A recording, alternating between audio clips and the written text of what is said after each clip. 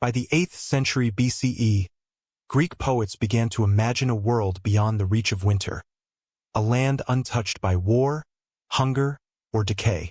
They called it Hyperborea, the realm beyond Boreas, the north wind. In early Greek cosmology, geography and divinity were inseparable. The Mediterranean was seen not as a single basin but as a central stage bordered by unknown worlds, the lands of the Ethiopians in the south, the Sumerians to the west, and the Hyperboreans to the distant north. This tripartite arrangement reflected the Greeks' ethnocentric worldview, in which the familiar world, oikoumene, was surrounded by semi-divine or monstrous peoples who embodied the extremes of nature. Hyperborea, unlike these others, represented the benign extreme, a climate of eternal sunlight and unbroken peace. The earliest references to Hyperborea appear in the Homeric hymns and fragments attributed to Hesiod. These texts situate the Hyperboreans as a people favored by the gods, living beyond the north wind in a land of perpetual daylight. According to later scholia, Boreas, the personified north wind, dwelt in Thrace. Therefore, Hyperborea lay beyond Thrace's mountains, somewhere past the limits of Greek colonization. This locational ambiguity allowed the myth to function symbolically rather than cartographically. Hyperborea existed at the threshold between the human and divine, a mirror of how early Greeks conceptualized the edges of their known world. By the Archaic period, 8th to 6th centuries BCE, the Hyperborean motif had acquired religious and cultural significance. The poet Pindar, writing in the 5th century, described the Hyperboreans as a sacred people who sent offerings to the island of Delos, the birthplace of Apollo. Pindar's Pythian odes recount that sacred gifts were transported from the Hyperboreans by hand to hand, passing through intermediary peoples until they reached the Aegean. This ritual chain symbolized not literal geography, but the diffusion of divine favor from the margins of the world to its civilized center. The association of Hyperborea with Apollo, god of light, music, and order, reinforced its portrayal as a land of harmony beyond human corruption. The relationship between Apollo and Hyperborea became central to Greek religious imagination. Records indicate that at Delos, priests recited hymns commemorating the journey of Hyperborean envoys who once brought offerings wrapped in wheat straw. Archaeologists at Delos have uncovered dedicatory inscriptions referencing northern dedications, though none directly identify the donors as Hyperboreans. Nonetheless, the ritual memory persisted, suggesting that the myth functioned as a theological device to link Greek sanctuaries to a transhuman geography. This early stage of the Hyperborean tradition demonstrates how mythology substituted for ethnography. In an age before systematic exploration, myths offered explanatory frameworks for natural and climatic phenomena. The concept of a sunlit land beyond the cold northern winds was likely influenced by real observations, the contrast between Mediterranean winters and the milder weather patterns described by northern traders and seafarers. Interpretively, Hyperborea illustrates the Greek method of mythic inversion, defining the ideal by its opposite. Just as Hades lay beneath the earth, Hyperborea lay above and beyond it, the farthest place where life persisted in eternal balance. Ancient sources used these oppositions to articulate moral geography. While the Scythians of the steppe were portrayed as harsh and nomadic, the Hyperboreans were imagined as stable, peaceful, and virtuous. Herodotus later records a Thracian belief that the Hyperboreans live 1,000 years, with every pleasure and no disease. This depiction served as counterpoint to the fragility of Greek life. Rather than an ethnographic description, it was an ethical projection, a reflection of what Greek society wished to achieve within the constraints of mortality and polis life. By situating Hyperborea beyond Boreas, Greek poets and philosophers created a conceptual geography that paralleled cosmological structure. In Hesiod's Theogony, Boreas is born from Astraeus and Eos, placing him among divine winds associated with directionality and balance. The lands beyond him thus existed outside the elemental cycle, unsubjected to the chaos of change. Scholars have interpreted this as a literary embodiment of the Golden Age concept, a state of primordial perfection displaced to spatial rather than temporal distance. This analytical shift marks the beginning of a broader Indo-European motif, the Northern Paradise or Ultima Thule, a place where civilization's moral order remains intact because it is untouched by history. The Hyperborean myth also reveals how early Greek thought integrated geography with theology. The division of the world into climatic zones, torrid, temperate, and frigid, later formalized by Aristotle and Eratosthenes, originated from such mythic templates. By envisioning a habitable region beyond the north wind, poets anticipated later geographic debates about the limits of the inhabited world, oikoumene. The myth's endurance through the classical period indicates that it satisfied not only religious sentiment but also intellectual curiosity about global order. Interpretively, the persistence of Hyperborea underscores a key principle in ancient historiography. Myth often functioned as proto-science. Before empirical measurement, myths provided heuristic models to explain distant lands. Hyperborea, in this sense, was an early hypothesis, an attempt to reconcile reports of long northern days and resilient peoples with the limited climatic knowledge available to early seafarers. When later explorers such as Pytheas encountered regions of midnight sun, the myth gained retrospective plausibility, further embedding it within the Greek conceptual map. Archaeological evidence, though indirect, offers context for these associations. Excavations around the northern Black Sea, particularly at Olbia and Panticapaeum, have revealed extensive trade networks between Greek colonists and steppe peoples by the 6th century BCE. These interactions could have supplied the ethnographic material later mythologized as Hyperborean. Decorative motifs on pottery from these regions, depicting winged figures and solar chariots, parallel imagery used in Delian and Delphic iconography. While not definitive proof of cultural transmission, such parallels indicate shared symbolic vocabularies between Greek and Northern communities. The Delphic connection further strengthened the myth's ritual role. In certain traditions, Apollo was said to migrate annually to Hyperborea during the winter months, abandoning Delphi when snow covered Mount Parnassus. According to Diodorus Siculus, this journey symbolized the god's retreat to a northern sanctuary where he renewed his strength before returning in spring. The narrative thus linked celestial cycles to terrestrial geography, merging seasonal rhythm with theological space. Modern scholars interpret this as a reflection of the solar cult's agricultural dimension, in which the sun's movement symbolized both death and renewal. Hyperborea, therefore, operated as a spatial metaphor for cosmic balance, a counterpart to Delphi's temporal cycles of pilgrimage and prophecy. This interplay between geography and divinity exemplifies how Greek myth encoded environmental experience. The north, associated with winds and cold, represented both boundary and renewal. To place Apollo's sanctuary, there was to affirm that divine order extended even into the world's margins. The Hyperboreans, immune to sickness and aging, embodied the aspiration to transcend human limitation, an aspiration rooted not in fantasy, but in the philosophical search for equilibrium between nature and the divine. From a historiographical standpoint, Hyperborea occupies an important transitional space between myth and proto-ethnography. Unlike Atlantis, which symbolized moral decline, Hyperborea represented the preservation of ideal conditions. This distinction reveals an underlying duality in Greek thought. While the West, Atlantis, was the site of loss, the North, Hyperborea, was the site of continuity. Both served as narrative instruments for exploring humanity's relation to order, but only Hyperborea offered hope of its endurance. Interpretively, this conceptual duality anticipates later geographic myths in Roman and medieval literature, where the north alternates between purity and peril. The Hyperborean ideal thus became a template for subsequent constructions of utopia, a civilization beyond corruption, existing in equilibrium with the natural world. Its longevity across centuries demonstrates how spatial myth could stabilize cultural identity amid expanding horizons. By the end of the 6th century BCE, the Hyperborean myth had become embedded in Greek ritual and literary consciousness. Its boundaries remained undefined, but its meaning was precise, a vision of divine human harmony existing at civilization's edge. As colonization extended into the Black Sea and beyond, the conceptual distance to Hyperborea narrowed, transforming myth into proto-geography.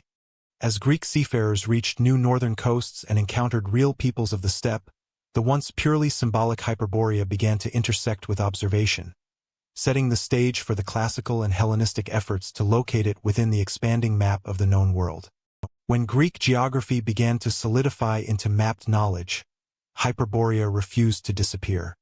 Instead, it migrated across the scholar's parchment, part conjecture, part inheritance, a name that demanded a place on the world's northern edge.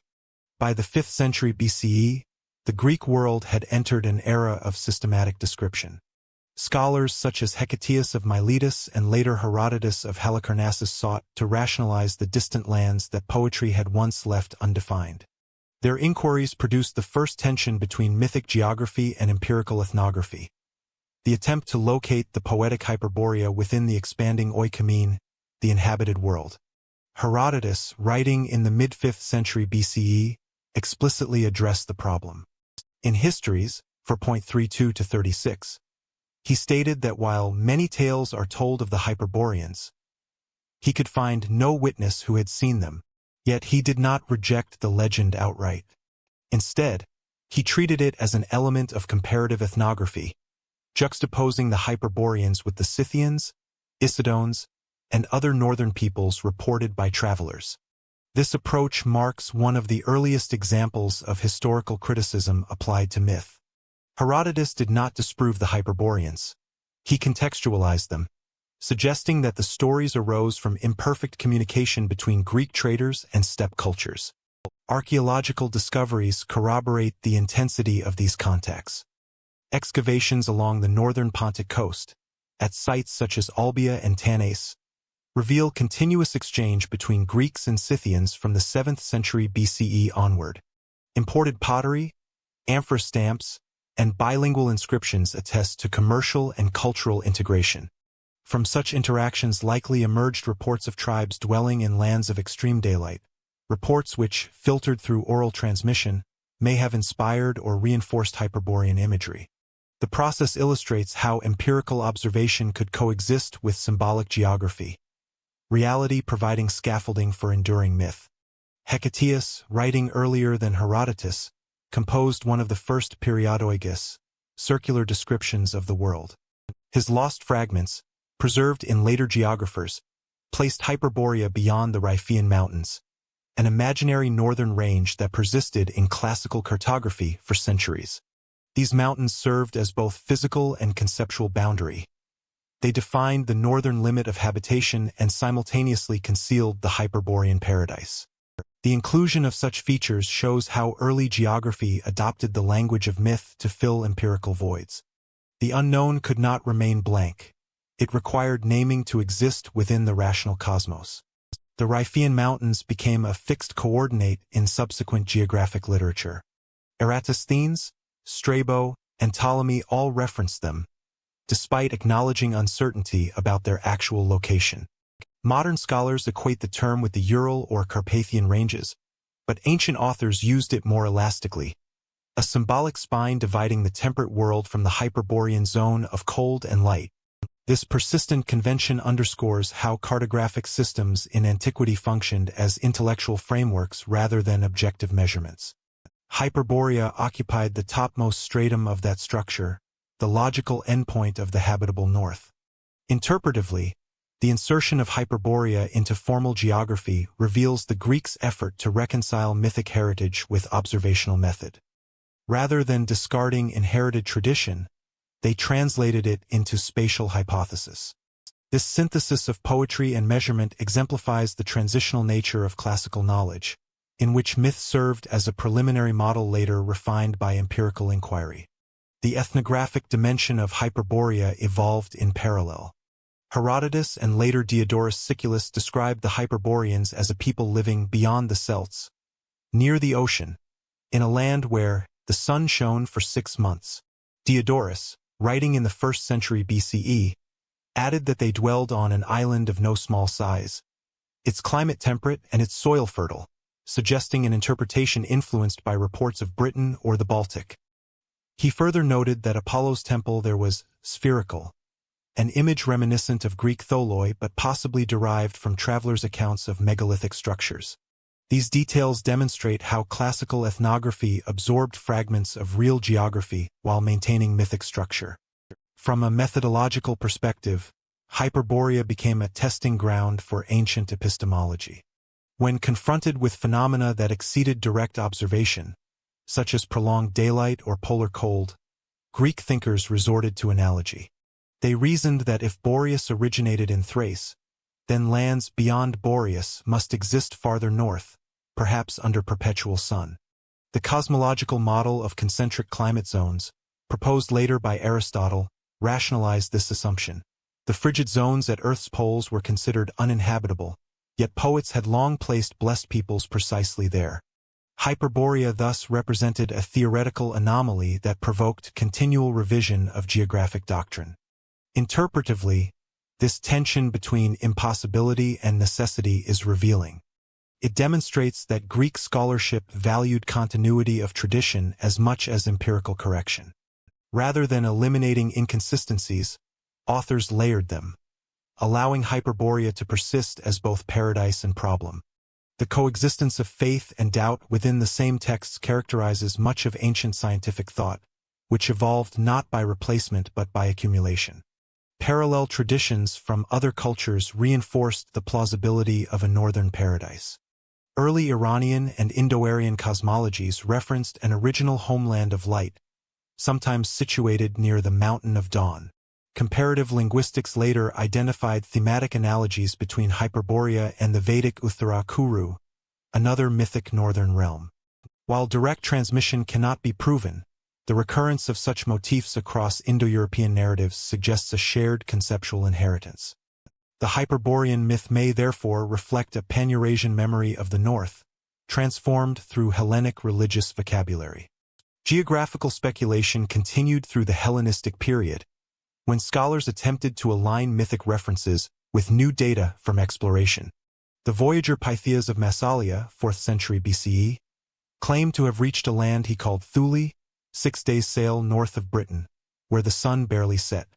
Although some contemporaries doubted his account, later commentators used it to rationalize earlier myths. Strabo, in Geographica 1.4.2, explicitly compared Pytheas' Thule with the Hyperborean realm, arguing that the poet's paradise might correspond to real northern regions. The Hyperborean ideal thus shifted from unattainable perfection to geographical hypothesis, its mythic core sustained by observational plausibility. Cartographic traditions of the Hellenistic and Roman eras incorporated these interpretations. Surviving map reconstructions show Hyperborea placed beyond Scythia and the Riphean Range, often near the Arctic Circle. In these schemata, the world assumed a moral gradient. The further from the Mediterranean, the closer to extremes of virtue or barbarity. Hyperborea occupied the highest point of this moral topography, a space of purity untouched by the decadence associated with southern luxuries. This ordering of space mirrored contemporary philosophical ethics, particularly Stoic and Platonic ideals of moderation and harmony with nature. The function of Hyperborea within this framework was didactic. By situating perfection at the limits of the known, Greek intellectuals externalized their philosophical ideals. The Hyperboreans imagined immunity to disease and conflict illustrated the benefits of life according to natural law, uncorrupted by commerce or politics. In this sense, Hyperborea was less a distant society than an ethical model, demonstrating through geography what philosophy taught through reason. Evidence from Delian ritual practice supports this moral symbolism. Inscriptions referencing annual processions of maidens bearing offerings from the north reaffirmed Delos's role as mediator between mortal and divine spheres. While these dedications cannot be traced to any specific region, their persistence into the Hellenistic era indicates institutionalized memory of the Hyperborean legend. Archaeologists have documented standardized votive routes within the Aegean that symbolically reenacted the Hyperborean pilgrimage, integrating mythic geography into civic religion. Interpretively, such rituals demonstrate how myth became social structure. The persistence of Hyperborean dedications maintained cohesion among scattered Greek communities by linking them to a common cosmic axis. from the imagined north to the sacred center of Delos. In doing so, myth served a functional role.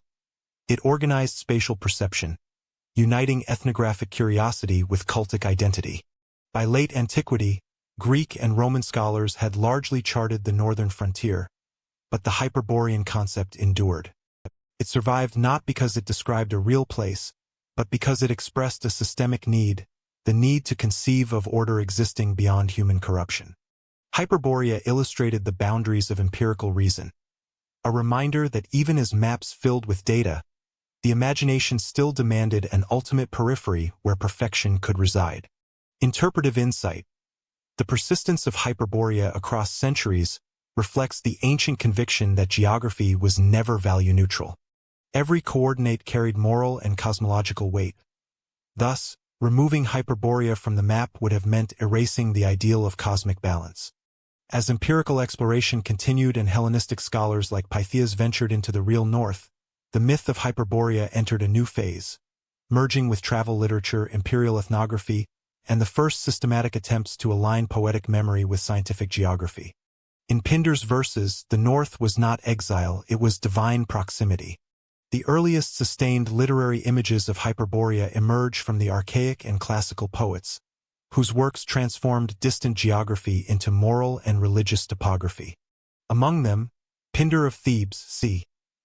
518 to 438 BCE, occupies a central place. His odes link Hyperborea directly to Apollo, embedding the myth within the ritual and spatial framework of Greek religion. Through Pindar's poetry, the Hyperboreans ceased to be an undefined people beyond Boreas and became participants in a divine economy, a society where distance from Greece signified not barbarism, but holiness. Pindar's 10th Pythian ode, written for the Thessalian victor Hippocleius, contains the most influential passage. He writes that Perseus visited the Hyperboreans, where the muse is honored with the lyre's sound and the dance of girls, describing a land free from disease, war, and old age. Scholars have long noted the religious intentionality behind this imagery. The Hyperboreans are not merely remote. They are positioned at the polar opposite of human corruption. The perfect climate and perpetual festivals mirror the conditions of the divine sphere. For Pindar's audience, this was neither travelogue nor speculation. It was theology expressed through geography. The reference to Perseus serves both genealogical and symbolic functions. By situating a hero of Greek myth among the Hyperboreans, Pindar reaffirmed continuity between mortal and divine worlds. This allowed the poet to claim a cosmic order in which Greek virtue aligned with divine law. The Hyperborean landscape thus became a mirror image of the Hellenic ideal, purified of its imperfections. Interpretively, this reflects the didactic purpose of archaic poetry, to represent social harmony through mythic narrative. Pindar's second major contribution lies in linking Hyperborea with Delos, the sacred island of Apollo's birth. Several scholia on Pindar and later commentators, including Callimachus and Diodorus, preserve the tradition that offerings from the Hyperboreans were sent to Delos via a chain of intermediary peoples, the Scythians, Thracians, and others, suggesting an imagined ritual geography connecting the farthest north with the Aegean center. This tradition was not merely literary invention. Archaeological evidence from Delos, including 5th century BCE dedications inscribed from the Hyperboreans, confirms that the myth held institutionalized ritual significance. The Delian cult of Apollo embodied this northward orientation. Every year, maidens known as the Hyperborean virgins, sometimes named Opis and Arge, were commemorated in festival processions. According to the hymn preserved in the Homeric hymns and amplified by Callimachus, Hymn to Delos, lines 287 to 300, these virgins had once carried offerings from their distant homeland, perishing upon arrival and thus sanctifying Delos through their sacrifice. Their myth enshrined a pattern of reciprocal movement. While mortals brought gifts from the north, the god himself journeyed annually to Hyperborea, wintering there before returning to Greece in spring. This dual migration expressed a cosmological symmetry. Apollo's domain bridged light and shadow, summer and winter, Greece and the mythical north. From an anthropological standpoint, this cyclical migration symbolizes the seasonal rhythms of solar worship. Hyperborea represented the land of perpetual sunlight, where Apollo resided during the dark months in Greece. The god's seasonal return mirrored the rebirth of light after winter solstice. Thus, mythic geography and ritual calendar functioned as a single religious system, encoding astronomical phenomena within divine narrative. Herodotus offers the first historiographical discussion of this tradition. In Histories 4.32-36, he records the existence of Hyperborean offerings reaching Delos and the belief that Apollo wintered in their land. However, he distinguishes clearly between hearsay and verification, stating, "Concerning the Hyperboreans I do not accept what is said, save that offerings come from them." His skepticism demonstrates the emergence of critical historiography within classical thought. Unlike poets, Herodotus sought to locate the myth within the framework of known geography. He noted that the Scythians, who inhabited regions north of the Black Sea, possessed no direct knowledge of such a people, though tales persisted further north. Herodotus's careful phrasing is revealing. By recording the custom while rejecting its literal geography, he preserved the religious authority of the story while transferring it from cartographic to cultural truth. The offering's existence was a ritual fact, their origin a matter of tradition. In this balance between acceptance and critique lies the foundation of Greek ethnography, an intellectual method recognizing that myth can encode social reality even when geographically implausible. Modern archaeological analysis supports this reading. Excavations at Delos reveal a structured pattern of processional pathways and votive deposits associated with northern dedications, many dating from the 5th and 4th centuries BCE. The recurrence of standardized dedications bearing formulaic inscriptions, often in the Doric dialect used in religious contexts, suggests the existence of a long-standing cultic mechanism reinforcing Aegean unity through mythic north-south exchange. In this sense, Hyperborea was not a territory but an ideological axis linking periphery to center, world to God. The association between Hyperborea and Athenian ideological identity becomes evident in later classical literature. During the 5th century BCE, Athens increasingly promoted itself as the cultural and spiritual guardian of Hellenic order. Apollo, as the god of harmony and prophecy, became central to this self-conception. The mythic link to Hyperborea, the god's winter homeland of purity and light, lent Athens symbolic authority as mediator between divine perfection and human society.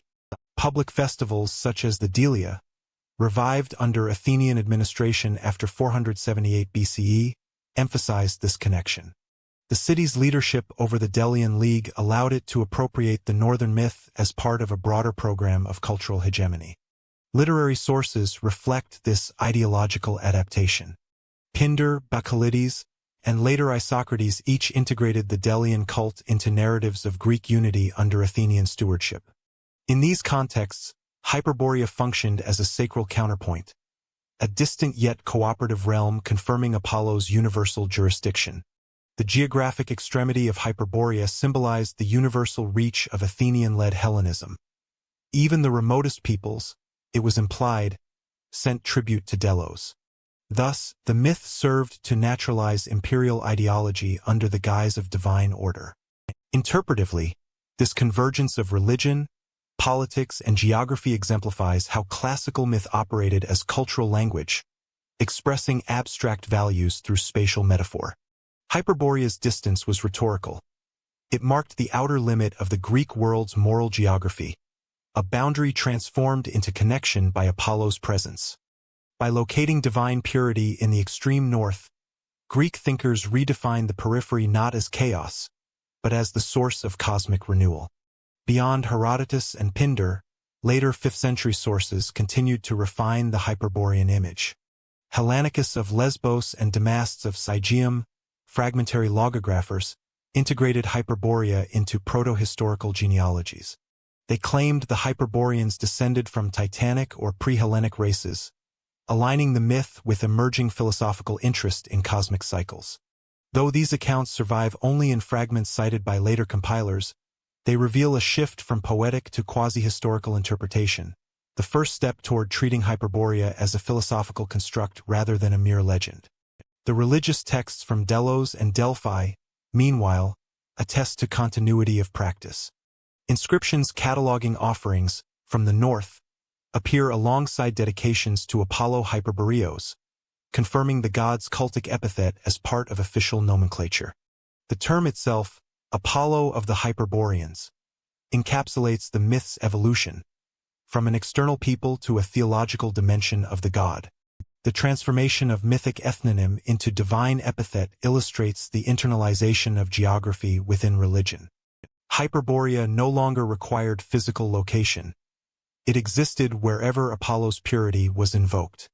Interpretively, this process demonstrates how Greek religion absorbed mythic geography into metaphysical theology. The Hyperborean world, once mapped at the edge of reason, was now conceptualized as a divine attribute, the eternal north of spiritual illumination. Such abstraction did not diminish the myth's cultural presence. Rather, it enabled its survival through successive intellectual transformations. Herodotus's contemporaries recognized the dual nature of such traditions.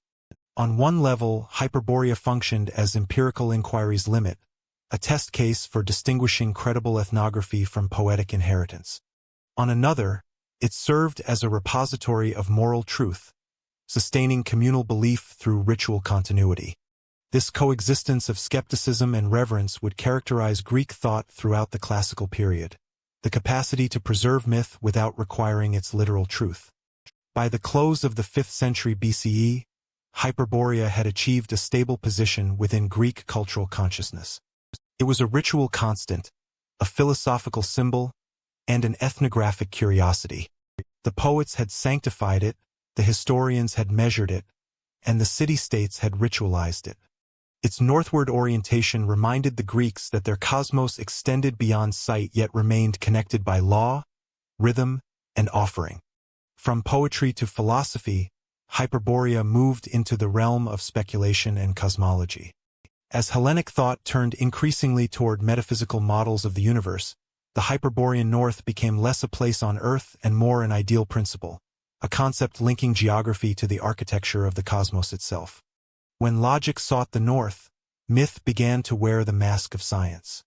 By the late 5th and 4th centuries BCE, Greek intellectual inquiry had begun to separate the mythic from the measurable.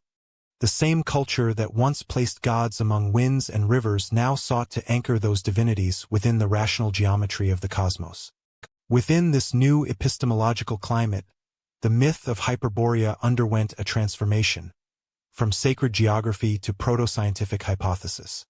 Philosophers, astronomers, and travelers attempted to reconcile the mythic north with empirical geography, turning poetic ideal into cartographic question.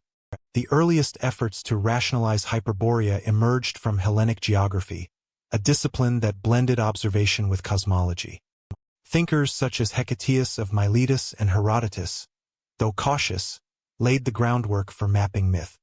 By defining the limits of the oikoumene, the inhabited world, they implicitly invited speculation about lands beyond it. The question was no longer whether Hyperborea existed, but where it might fit within an increasingly ordered world system.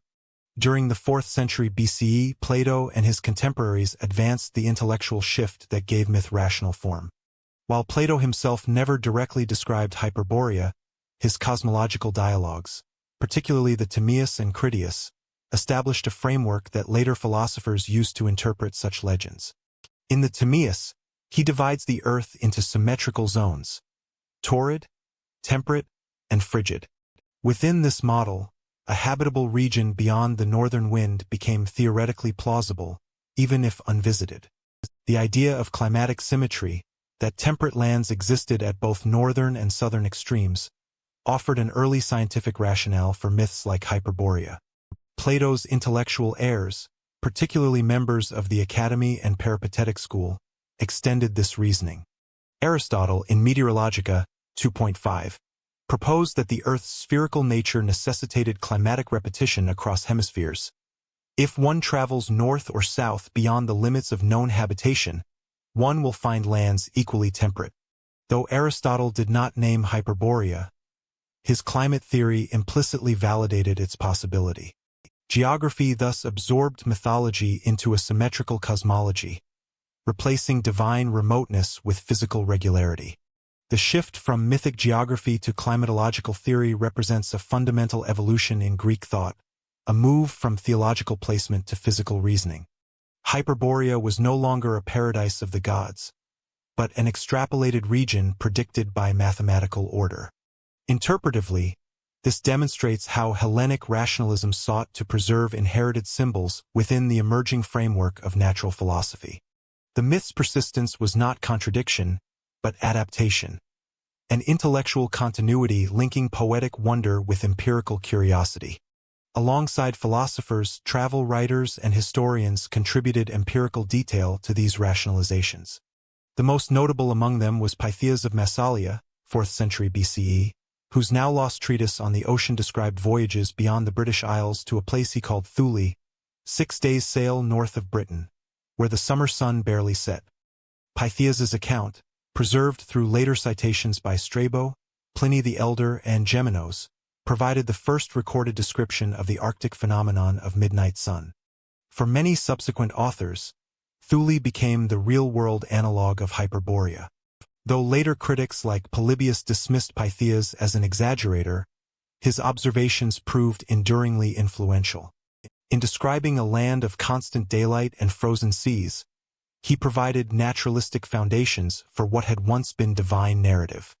To philosophers, Pytheas appeared to have discovered the physical coordinates of the mythic north.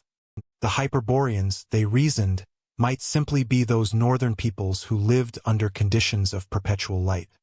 The transformation was complete.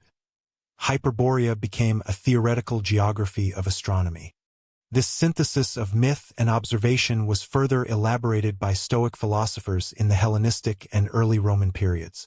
The Stoics, inheriting both Platonic cosmology and Aristotelian physics, interpreted Hyperborea as part of a rational, divine cosmos governed by universal law, logos. Writers such as Posidonius of Apamea c. 135–51 BCE, argued that climate and temperament were causally linked, that northern peoples, dwelling in cool air and bright light, naturally possessed moral clarity and physical vigor. In this framework, the Hyperboreans symbolized the ideal balance of natural environment and ethical character. Posidonius' geographical philosophy exemplifies how Stoicism blurred the boundaries between physics and ethics. The Hyperboreans, distant yet orderly, served as analogues for the Stoic sage, those who lived in accordance with nature. This was not literal geography but moral climatology, the world arranged according to principles of cosmic harmony. By situating virtue at the extremes, Stoics turned myth into ethical topography. Hellenistic geographers continued this rationalization through increasingly sophisticated cartographic systems. Eratosthenes of Cyrene, the 3rd century BCE mathematician and librarian of Alexandria, calculated the Earth's circumference and divided its surface into climatic zones. His Lost Geographica likely included discussion of northern regions, later summarized by Strabo. Though Eratosthenes did not affirm Hyperborea, he acknowledged the plausibility of habitable lands far beyond the Black Sea, consistent with earlier Greek trade routes reaching the Baltic Amber coast.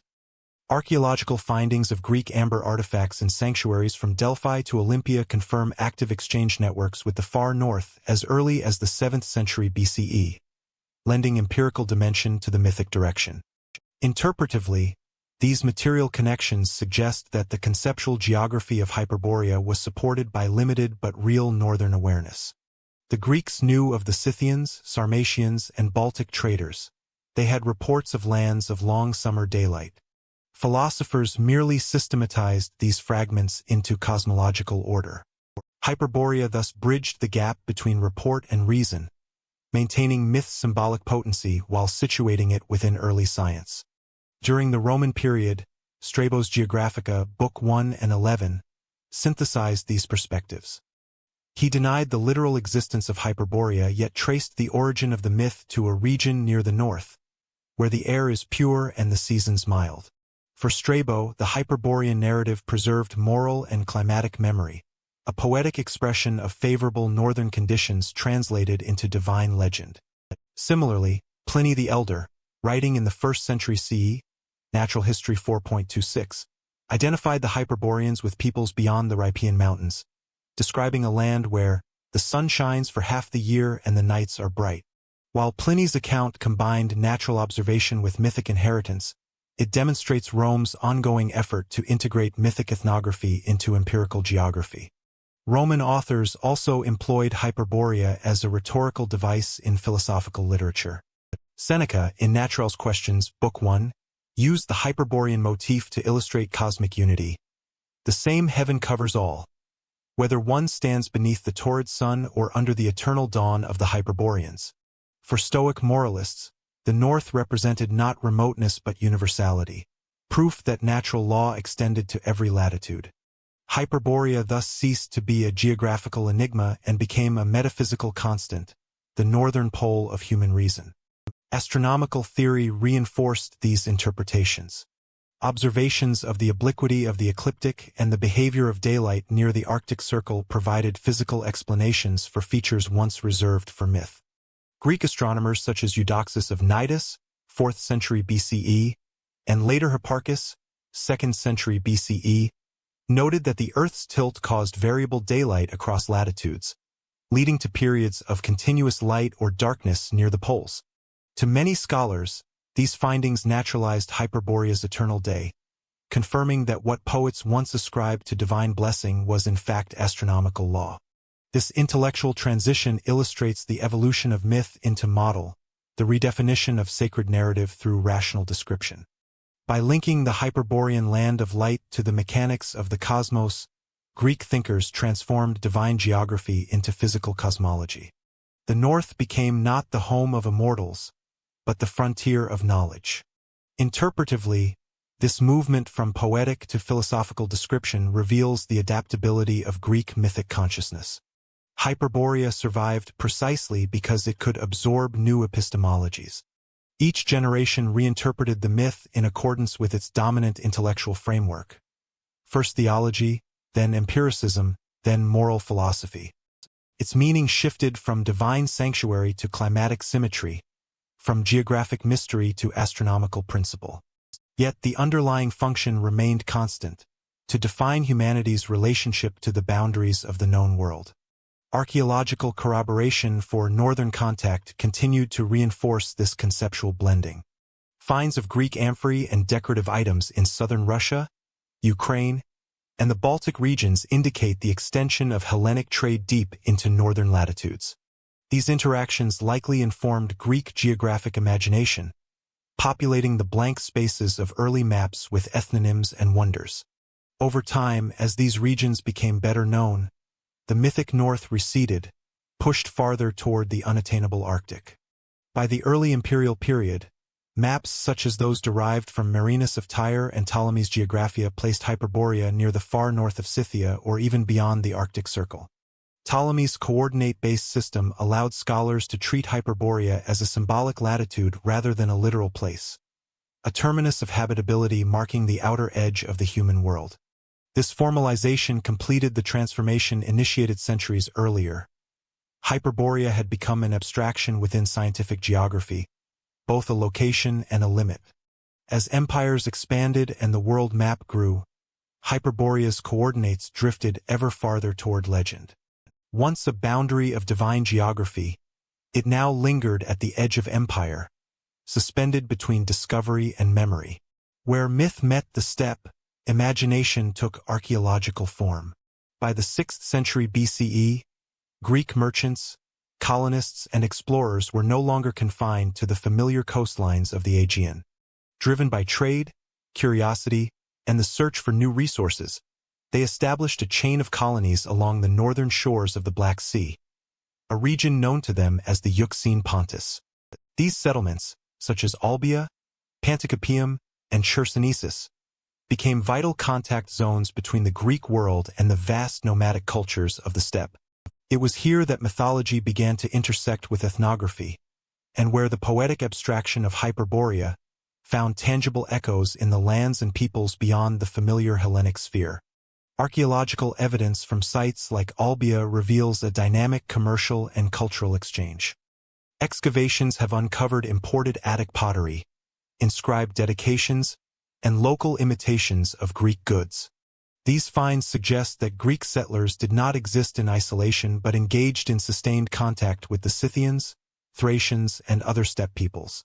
Greek inscriptions from Olbia refer to treaties, trade agreements, and sometimes conflicts, indicating a complex coexistence rather than a simple dichotomy of civilization and barbarian. These encounters furnished Greek authors with first-hand information about the northern world, filtered through travelers' reports and traders' recollections. In this frontier environment, mythological ideas often acquired empirical texture.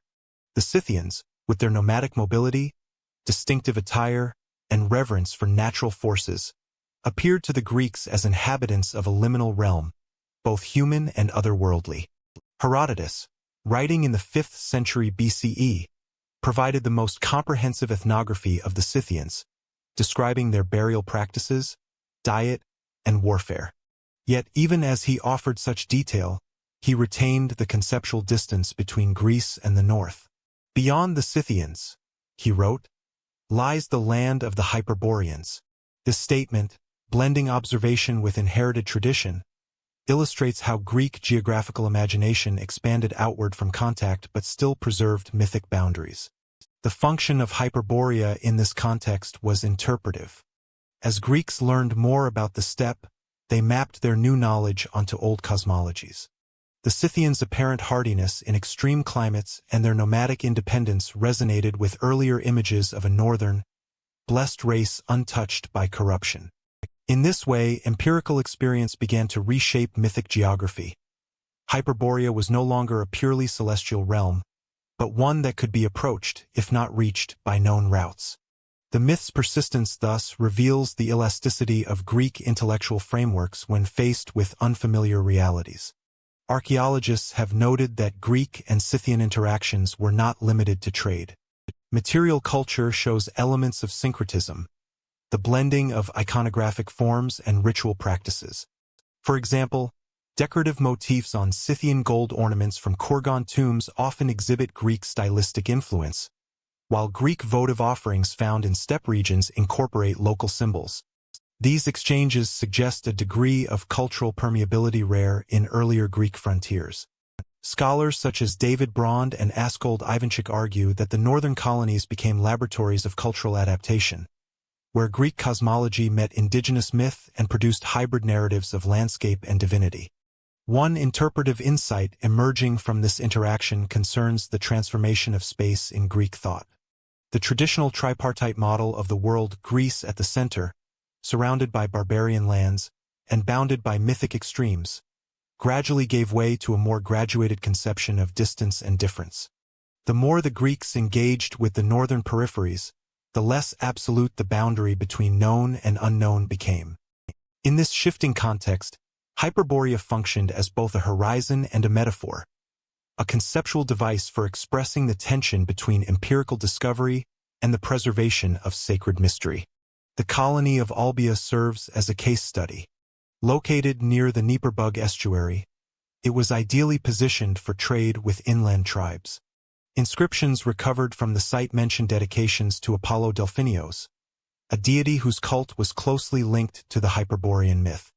According to Delian and Delphic traditions, offerings from Hyperborea were periodically sent to Apollo's sanctuaries via intermediaries, often imagined as traveling through northern trade routes.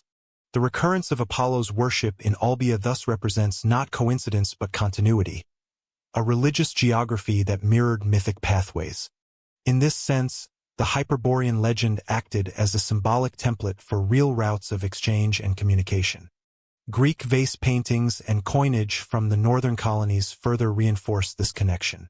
Some depictions show winged figures or northern winds, perhaps reflecting awareness of the Boreas myth or the Hyperborean cycle.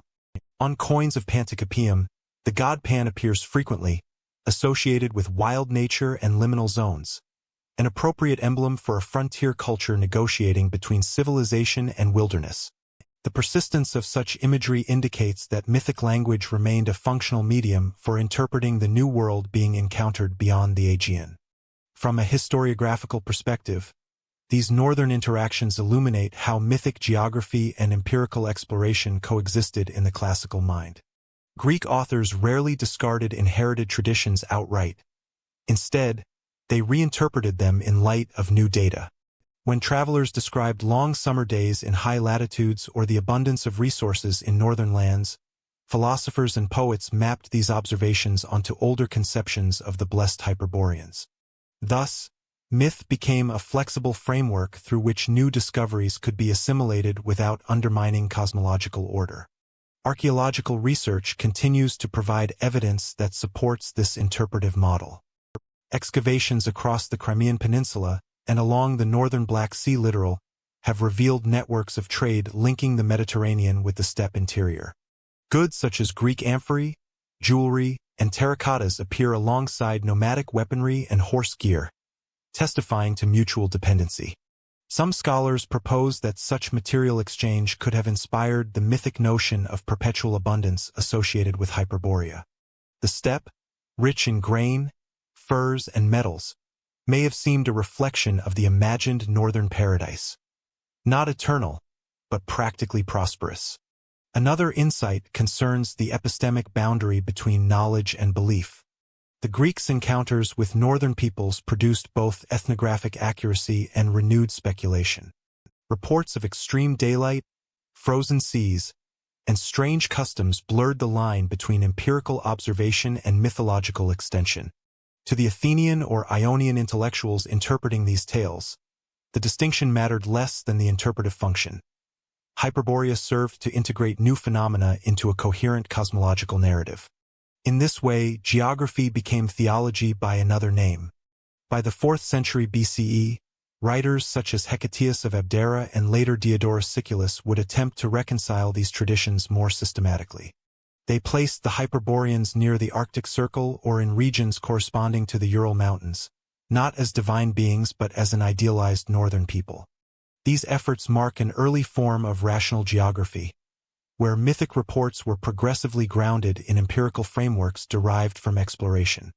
The Greeks' sustained contact with Scythian societies thus catalyzed a transformation in the conceptual geography of the North. It became a zone of potential knowledge rather than mere mystery. Through the lens of archaeology and textual evidence, Greek-Scythian interaction represents a pivotal stage in the evolution of the Hyperborean idea. Material contact, ritual exchange, and commercial interdependence collectively eroded the boundary between myth and observation. The land beyond Boreas began to shift from a purely divine abstraction to a culturally mediated geography, distant but conceivable. As knowledge of the steppe expanded through trade and exploration, the frontier of imagination advanced as well. The horizon of Hyperborea now extended from Scythia toward the farthest reaches of the known world. A conceptual migration that would continue as Greek cosmology absorbed reports from the Arctic and the edges of the inhabited Earth. In Pythias's wake, the North ceased to be pure fantasy and became empirical mystery. By the late 4th century BCE, Greek geography entered an era of systematic measurement. The conquests of Alexander the Great and the scholarly activity that followed his campaigns had expanded the known limits of the world in every direction. Yet the North, beyond the temperate latitudes of the Aegean and the Black Sea, remained indistinct. In earlier centuries, myth and ethnography had been intertwined. The Hyperboreans were both divine and human, their land both real and allegorical. But as Hellenistic science sought to chart the world through mathematics, astronomy, and navigation, myth began to acquire coordinates. The most important figure in this transformation was Pythias of Massalia, a Greek mariner and geographer whose northern voyage redefined how the Greeks understood the inhabited Earth. According to later sources, notably Strabo, Polybius, and Pliny the Elder, Pythias embarked from the Greek colony of Massalia, modern Marseille, around 330 BCE. His goal, it seems, was to explore the maritime routes that extended beyond the Pillars of Heracles, around the Atlantic coasts of Europe, and toward the mysterious Northern Ocean. The original account of his journey, titled On the Ocean, is lost, but fragments survive in quotations by later geographers. From these remnants, scholars reconstruct a voyage of remarkable reach. Pythias reportedly sailed past Britain, possibly circumnavigated its coasts, and continued further north to a place he called Thule, a land 6 days' sail beyond Britain, where the summer sun scarcely set. For the first time in Greek intellectual history, a traveler had provided an observational description of the Arctic phenomena, the midnight sun, the sea ice, and the limit of arable land. While many contemporaries doubted his claims, Pythias's report forced Greek geography to confront the physical reality of the far north. The world beyond Boreas could no longer be confined to the realm of divine imagination. It now possessed latitude and climate, tides, and daylight cycles. Hyperborea, as a concept, was thus drawn closer to the map, not eliminated but transposed into a new epistemic register. Ancient reactions to Pythias were mixed. Strabo, writing in the 1st century BCE, accused him of fabrication, arguing that his descriptions were inconsistent with established geographical theory. Polybius dismissed him outright, suggesting that Pythias's voyage was little more than a literary fiction. Yet other thinkers, such as Dicaeurchus and Eratosthenes, regarded his observations as valuable data points for calculating the dimensions of the Earth. Eratosthenes, who would later estimate the planet's circumference with striking accuracy, likely drew indirectly on Pythias's reports of extended daylight and northern latitudes to refine his model of the oikoumene, the inhabited world. The scientific implications of Pythias's voyage were profound. By combining astronomical measurement with direct observation, he linked the geometry of the cosmos to the lived geography of the Earth. His mention of Thule, a place where the sea was like a mixture of earth, air, and water, may refer to the slushy polar ice or fog-bound northern seas.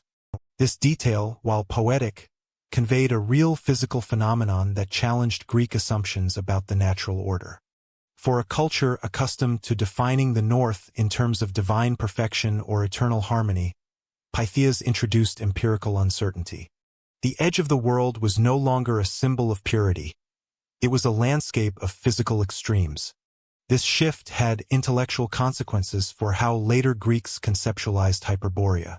The region north of the known world, once reserved for the immortal race of Apollo's followers, began to merge with the territories Pythias described. Thule, though never precisely located, inherited many of Hyperborea's attributes: remoteness, purity, and proximity to celestial order. Later authors, including Hipparchus and Posidonius, would use Pythias's data to discuss climate zones, daylight variation, and the boundaries of habitability. In this emerging scientific discourse, Hyperborea persisted not as mythology, but as a cultural palimpsest, a symbolic echo layered onto new empirical frameworks. The Hellenistic synthesis of myth and measurement can be observed in contemporary cartography. The philosopher Crates of Malus constructed one of the earliest terrestrial globes in the 2nd century BCE, dividing the world into climatic zones and hypothesizing the existence of countercontinents in the southern hemisphere. His northernmost region, cold, remote, and bathed in perpetual light, bore a clear resemblance to the Hyperborean ideal. Even as geographic science matured, mythic residues structured its imagination. Scholars note that ancient maps rarely separated symbolic geography from scientific representation. Both expressed attempts to order space according to moral and cosmic logic. Archaeological discoveries have helped contextualize the intellectual climate in which Pythias's ideas circulated. Finds from Massalia, including navigational instruments and inscriptions, confirm that it was a hub of maritime exploration and scientific inquiry. The city maintained connections with Celtic and Iberian tribes, providing access to northern trade routes that likely supplied Pythias with information before his voyage. His journey can thus be understood not as a solitary adventure, but as the culmination of a broader Hellenistic project to integrate empirical observation with theoretical reasoning, a project that linked mathematics, geography, and ethnography into a unified system of knowledge. Two interpretive insights emerge from this period. First, Pythias's voyage marks the transition from mythic to observational epistemology in Greek thought. Before him, distant lands were defined by inherited narrative. They existed as moral or cosmological mirrors of the Greek world. After him, they required measurement, coordinates, and climate data. The myth of Hyperborea, while not abandoned, was reframed as a metaphor for the limits of human knowledge rather than a literal geography. Second, the persistence of the Hyperborean motif demonstrates the continuity of symbolic geography even within scientific paradigms. The Greeks could not fully erase the sacred north. Instead, they reinterpreted it through the language of astronomy and navigation. Ancient testimonies suggest that Pythias' Thule inspired centuries of speculation. Strabo places it near the Arctic Circle, Pliny the Elder locates it 6 days north of Britain, and Gemenos of Rhodes interprets its phenomena as evidence for the curvature of the Earth. Each retelling adapted the narrative to new intellectual needs, sometimes scientific, sometimes moral. By the Roman era, Thule and Hyperborea had become interchangeable symbols for the farthest conceivable frontier. The Hyperboreans, once divine emissaries of Apollo, were reimagined as inhabitants of distant islands or frozen peninsulas. The blending of mythic and empirical geography in this period exemplifies the Hellenistic world's broader intellectual character, rational inquiry sustained by inherited imagination. Modern scholarship continues to debate Pythias' itinerary. Some researchers, such as Barry Cunliffe, argue that Thule corresponds to Norway, based on sailing distances and descriptions of daylight variation. Others place it in Iceland or Shetland, noting the mention of the sea's congealed form. Regardless of precise location, the conceptual impact remains the same. Pythias demonstrated that the habitable world extended beyond previous assumptions. In doing so, he expanded not only geography but also the mental horizon of the Greek imagination. The blending of Pythias' empirical data with the lingering Hyperborean tradition created a dual geography, one rooted in observation, the other in inherited sacred cosmology. Later writers, particularly within the Stoic and Neoplatonic traditions, would interpret the northern regions as symbolic spaces of purity and cosmic harmony, aligning the physical pole with the metaphysical one. Thus, the empirical and the spiritual converged. The farthest point of the earth also became the closest to the divine order. By the 2nd century BCE, scholars such as Posidonius of Apamea synthesized these traditions into a comprehensive geographic philosophy. Posidonius accepted Pythias' reports as plausible, integrating them into his climatic theory that divided the world into 5 zones: torrid, temperate, and frigid. In this model, the Hyperborean lands were situated in the frigid zone yet retained moral significance as regions of natural equilibrium. Even as scientific geography advanced, its vocabulary remained shaped by mythic inheritance. Hyperborea had evolved not into an empirical location, but into a conceptual boundary where science met theology. The legacy of Pythias' voyage extended far beyond the Hellenistic period. His method, combining travel, measurement, and observation, laid the groundwork for later Greco-Roman exploration and for the Alexandrian school's emphasis on mathematical geography. More subtly, he transformed how northern space functioned in the Greek imagination. Where once the land of the Hyperboreans had symbolized perfection untouched by decay, it now represented the frontier of inquiry, the zone where knowledge encountered its limits. As the Hellenistic world gave way to Roman hegemony, the intellectual inheritance of Pythias and his successors persisted. Geographic precision met imperial expansion, and the myth of Hyperborea, once a poetic vision, entered a new phase of reinterpretation under Roman cosmology and ethnography. For Rome, the North became both a moral mirror and a political horizon. By the 1st century BCE, Rome had absorbed the intellectual legacy of the Greek world and refashioned it in imperial terms. The Roman Empire inherited not only Greek cartography and cosmology but also its symbolic geographies, among them, the enduring myth of Hyperborea. Yet in Roman thought, Hyperborea ceased to denote a physical location on the margins of the known world. Instead, it became a metaphorical space, a reflection of Roman moral, political, and philosophical concerns. For a civilization preoccupied with order, hierarchy, and the boundaries of empire, the North offered both an ethical contrast and a field of conquest. Roman expansion into Gaul, Germania, and Britannia during the 1st centuries BCE and CE brought the empire into direct contact with the peoples of the northern peripheries. The Romans encountered societies that appeared simultaneously alien and familiar, pastoral, warlike, and bound by kinship ties that contrasted with the bureaucratic urbanism of Rome. These encounters revived many of the same interpretive tensions that the Greeks had experienced with the Scythians. Yet where the Greeks had framed the North through mythology and cosmology, the Romans approached it through ethnography and moral allegory. The barbarian North became a mirror for reflecting Roman virtues and vices, a conceptual tool for articulating what Rome believed itself to be.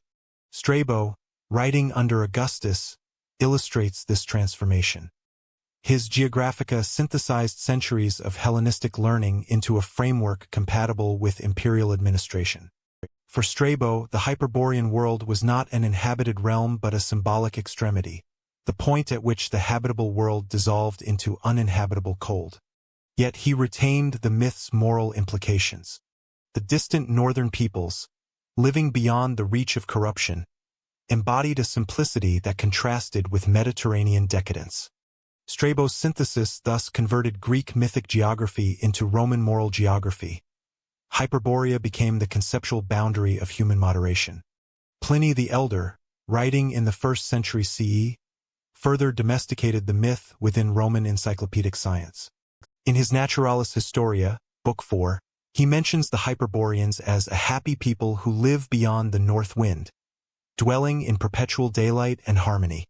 Yet Pliny immediately tempers this description with skepticism, framing it as one of many marvels reported by earlier writers.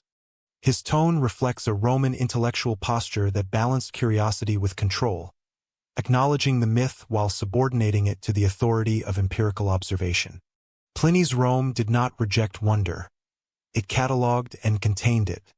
The political geography of the early empire also shaped how Roman authors reinterpreted the northern world. With Augustus's campaigns in Germania and the establishment of provinces in Gaul and Britain, the empire's frontier now coincided with what had once been mythic space. The Rhine and the Danube, rivers marking the limits of Roman order, stood as material analogues to the metaphysical boundary once occupied by Boreas. Beyond these frontiers lay the unknown. Forests, mist, and nations described alternately as noble or savage. Tacitus, in his Germania c. 98 CE, represents the culmination of this Roman fascination with the moral potential of the North. His ethnography of the Germanic tribes, while ostensibly descriptive, functions as moral commentary on Roman society. He praises the Germans for their courage, chastity, and simplicity, virtues that he implies have been lost in Rome's urban decadence. Tacitus does not mention Hyperborea directly, but the thematic resonance is unmistakable. The northern peoples occupy the moral terrain once reserved for the Hyperboreans, distant, virtuous, and uncorrupted by empire. Through them, Rome could imagine its own renewal. Two interpretive insights arise from this shift. First, the Roman reworking of Hyperborea reveals how mythic geography evolved into moral ethnography. The location of virtue, once situated beyond the natural world, was relocated among real northern peoples. This adaptation allowed Roman authors to maintain the symbolic power of the North while aligning it with political reality. Second, the Roman attitude toward the northern frontier encapsulates a broader imperial psychology, an ambivalence between admiration and domination. The northern lands were at once the limit of Roman order and the potential site of its expansion, a contradiction that infused the Hyperborean motif with new meaning. Roman authors also integrated Hyperborean symbolism into imperial ideology. The association between the North and divine favor was subtly recast in political form. Augustus's astrologers, for example, linked the emperor's birth and destiny to cosmic order, echoing earlier Greek associations of the Hyperboreans with Apollo. Temples dedicated to Sol Invictus and other solar deities later drew upon similar northern imagery, emphasizing light's triumph over darkness, order over chaos. In this symbolic economy, the Roman Empire could represent itself as the earthly counterpart of cosmic harmony, extending civilization outward toward the cold extremities once imagined as divine. At the same time, Roman military campaigns against the northern tribes reinforced the dialectic of civilization and wilderness. Accounts of Germanicus's expeditions, 14 to 16 CE, describe the vast forests and hostile climates of Germania in language reminiscent of mythic landscapes. The environment itself was portrayed as an adversary, a continuation of the world beyond Boreas, where nature resisted subjugation. These descriptions functioned both as military reportage and as mythopoeic discourse. The legions advancing into the mist were heirs to the Greek heroes who once sought the edge of the world. From a historiographical perspective, the Roman treatment of Hyperborea demonstrates the transition from sacred to secular symbolism. The myth no longer required belief in immortal northerners. It required belief in Rome's civilizing mission. The Hyperborean ideal was subsumed into the rhetoric of empire, purity replaced by discipline, distance by control. Yet traces of the older cosmology persisted in Roman literature. Poets such as Ovid and Lucan occasionally invoked the Hyperborean winds, or the fields beyond the north, as poetic shorthand for transcendence and isolation. Even as the empire rationalized the world, the language of the divine north remained culturally resonant. Archaeological and textual evidence supports the notion that Roman perceptions of the north were both informed and imaginative. Excavations in Britannia and Germania Inferior reveal Roman temples dedicated to Apollo and Mithras, deities associated with light, order, and the cosmic axis. Inscriptions invoking Sol Invictus or Deus Invictus Mithras often include solar imagery that scholars link to ancient notions of the world's polar symmetry. Thus, even within the pragmatic machinery of empire, religious iconography sustained echoes of the old Hyperborean schema, a symbolic alignment of the imperial center with the cosmic pole. This Roman adaptation of Hyperborea into political and moral allegory underscores a crucial interpretive pattern in ancient thought: the persistence of myth through transformation. Rather than being discarded, inherited myths were continuously reinterpreted to meet new intellectual and ideological needs. For the Romans, Hyperborea became less a destination than a mirror, a reflection of what they aspired to and feared becoming. By the 2nd century CE, as the empire reached its greatest extent, Roman writers increasingly regarded the far north as a philosophical concept rather than a geographic frontier. The mythic land beyond the winds had been mapped, moralized, and militarized, yet its allure persisted. To imagine Hyperborea was to imagine the possibility of order beyond the known world, an ideal that mirrored Rome's own claim to universality. As the empire aged, the moral geography of Rome gave way to metaphysical speculation. Philosophers and theologians of late antiquity, drawing on Stoic cosmology and emerging Christian theology, would reinterpret Hyperborea not as a place of men, but as a symbol of transcendence and divine alignment beyond the mutable earth. When the pagan north met Christian allegory, paradise found new latitude. By the 4th and 5th centuries CE, the Roman world had begun its long metamorphosis into Christendom. As old gods dimmed and new heavens were charted, the myths of antiquity did not vanish. They were absorbed, translated, and sanctified. Among them, the legend of Hyperborea endured, its luminous imagery too potent to disappear. What had once been the homeland of Apollo and the eternal dawn now found itself reframed within a new cosmology, one in which divine light emanated not from the sun, but from the Christian God. The North, long the seat of mythic perfection, was reinterpreted through theology. Paradise was no longer merely lost or distant, but repositioned on a moral and spiritual map. The intellectual climate of late antiquity was marked by syncretism, a fusion of pagan cosmology, Platonic metaphysics, and Christian revelation. Thinkers of this era sought to reconcile inherited philosophical traditions with scriptural authority, and in the process, ancient geographic myths acquired new theological meanings. The world itself became a text to be interpreted allegorically, with physical directions, east, west, north, and south, representing spiritual conditions. Within this symbolic geography, the north could no longer remain the domain of Apollo's immortal singers. Yet neither could it be simply erased. Instead, the Hyperborean myth was transfigured into Christian allegory. Its perpetual light became a metaphor for divine truth, and its remoteness symbolized separation from earthly corruption.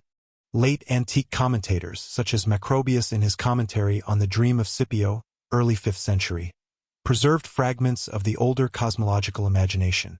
Macrobius described the Earth as divided into climatic zones, with the farthest northern and southern regions inhabited, at least in theory, by races unknown to the Mediterranean world. He interpreted these zones not only geographically but morally, associating the poles with purity and divine contemplation.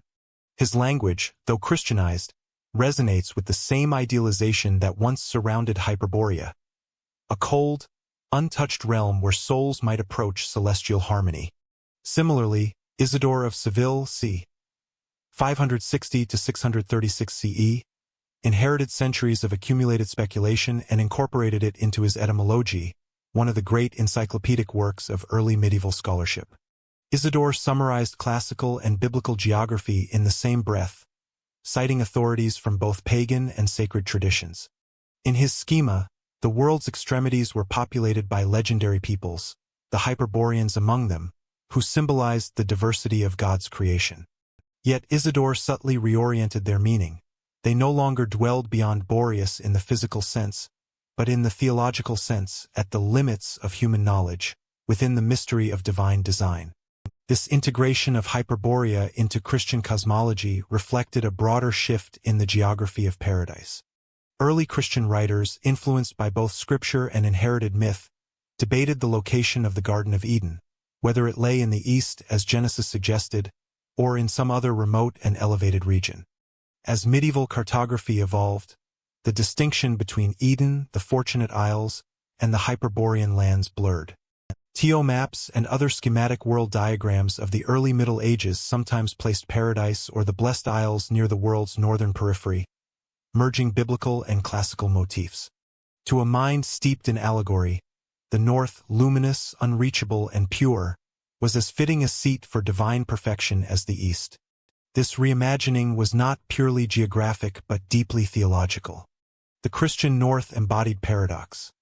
It was both the place of spiritual light and, in apocalyptic imagery, the direction from which evil would come. The book of Jeremiah speaks of disaster descending out of the north, a motif that medieval theologians connected with eschatological fears, Gog and Magog, the nations beyond the north wind. Thus, in Christian thought, the north oscillated between paradise and perdition, salvation and threat. This duality mirrored the ancient ambivalence of Hyperborea itself, both blessed and unreachable, radiant yet alien. The fusion of pagan myth and Christian symbolism can also be traced in the art and cosmography of late antiquity. In mosaics and illuminated manuscripts, the axis mundi, the world's central pillar, was sometimes depicted as a radiant column of light extending from earth to heaven. This axis, corresponding to the celestial north, echoed the same polar symbolism that had defined Hyperborea in Greek cosmology. In Christian reinterpretation, the pole became the axis of divine order, and the eternal northern light was now the uncreated radiance of God. By the 7th and 8th centuries, as the Western Roman Empire faded and monastic scholarship preserved classical texts, Hyperborea survived largely as a literary ghost. The myth lingered in commentaries, glosses, and marginal notes, echoes of a forgotten geography. Yet its spirit endured in the Christian fascination with remote sanctity. The northern wilderness itself became a metaphor for spiritual retreat. Monks in Ireland, Scotland, and Scandinavia would later interpret their isolation as a form of pilgrimage to the world's edge, a Christianization of the Hyperborean ideal. The islands of the saints that dot medieval hagiography, Iona, Skellig Michael, and others, recall the same yearning for a land beyond corruption, bathed in perpetual spiritual light. In this sense, the Hyperborean archetype was not extinguished by Christianity. It was baptized. What the Greeks had called the land beyond the north wind, the Christians now called the kingdom of heaven. Both served the same symbolic function, to externalize the longing for a realm untouched by death or decay. As Augustine wrote in The City of God, the true paradise was not geographical but ontological, a state of being aligned with divine order. The earthly paradise, he argued, was a shadow of this higher reality, its coordinates unknowable. Yet, in the imagination of medieval Europe, that unknowable paradise still retained a northern hue. Indeed, early medieval mappe mundi, precursors to the great world maps of the 12th and 13th centuries, often positioned the world's sacred geography in ways that betrayed this inheritance. The Hereford Mappa Mundi, though much later, exemplifies the continuity. Eden is placed at the periphery, not as a literal territory but as the limit of the human world. The same logic guided earlier diagrams. The holiest place lay at the edge, where earth touched heaven.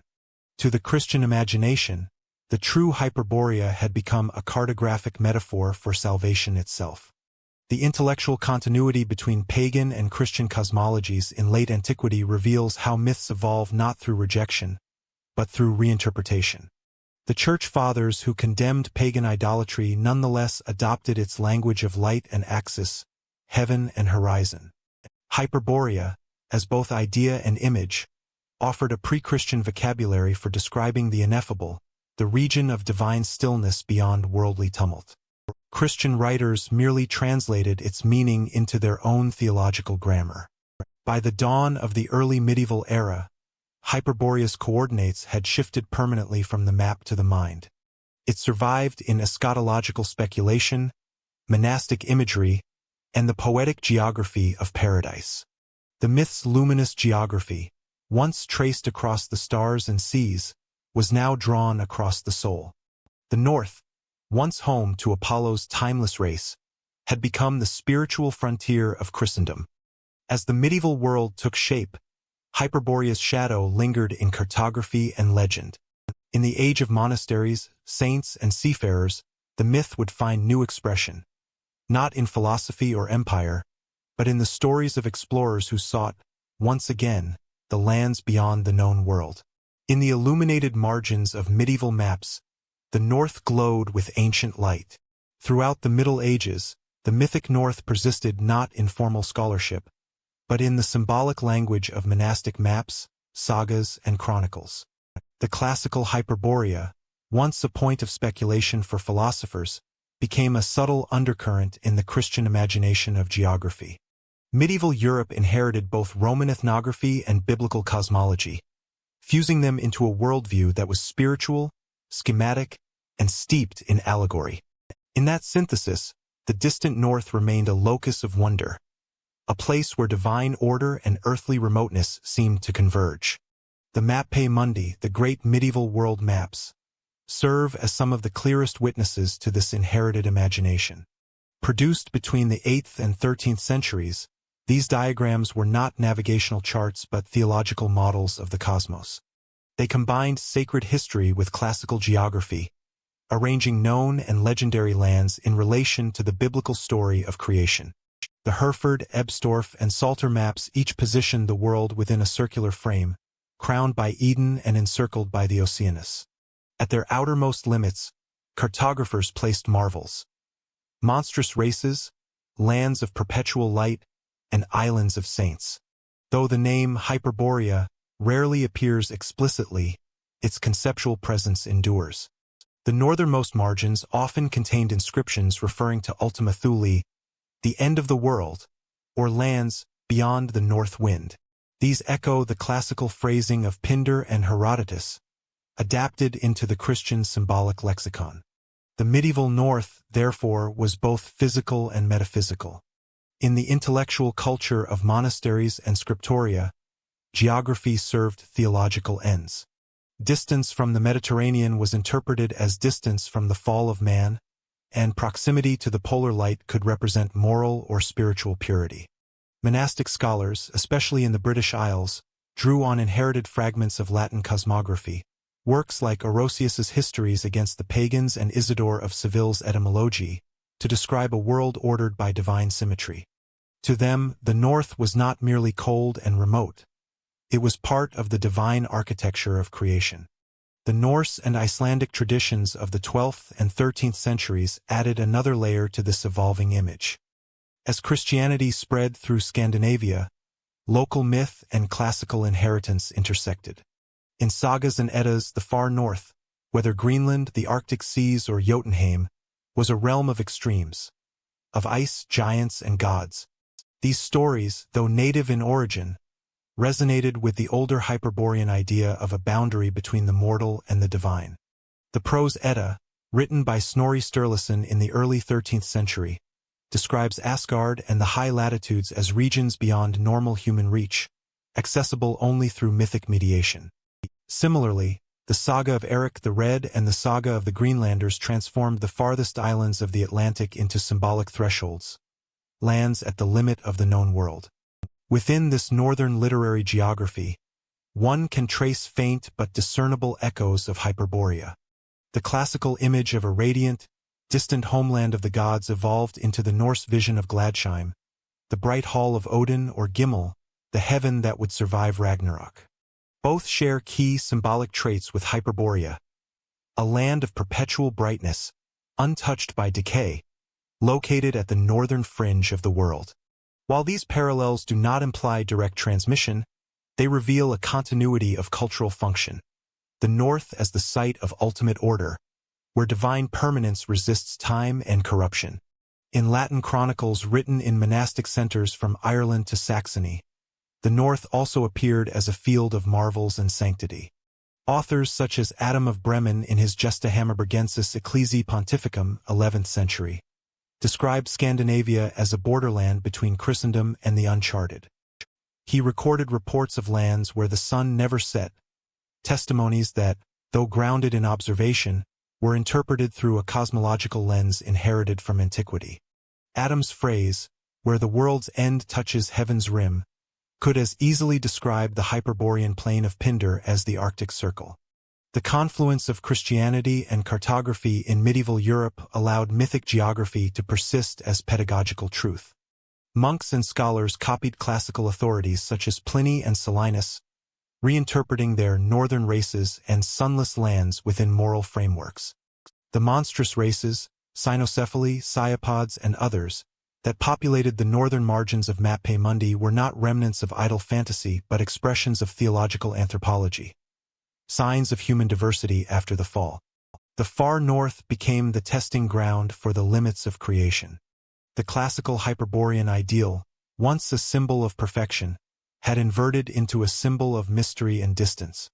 Yet both served the same epistemic function, defining the edge of the known. Avalon and Ultima Thule, two of the most persistent northern utopias in medieval thought, further demonstrate this transformation.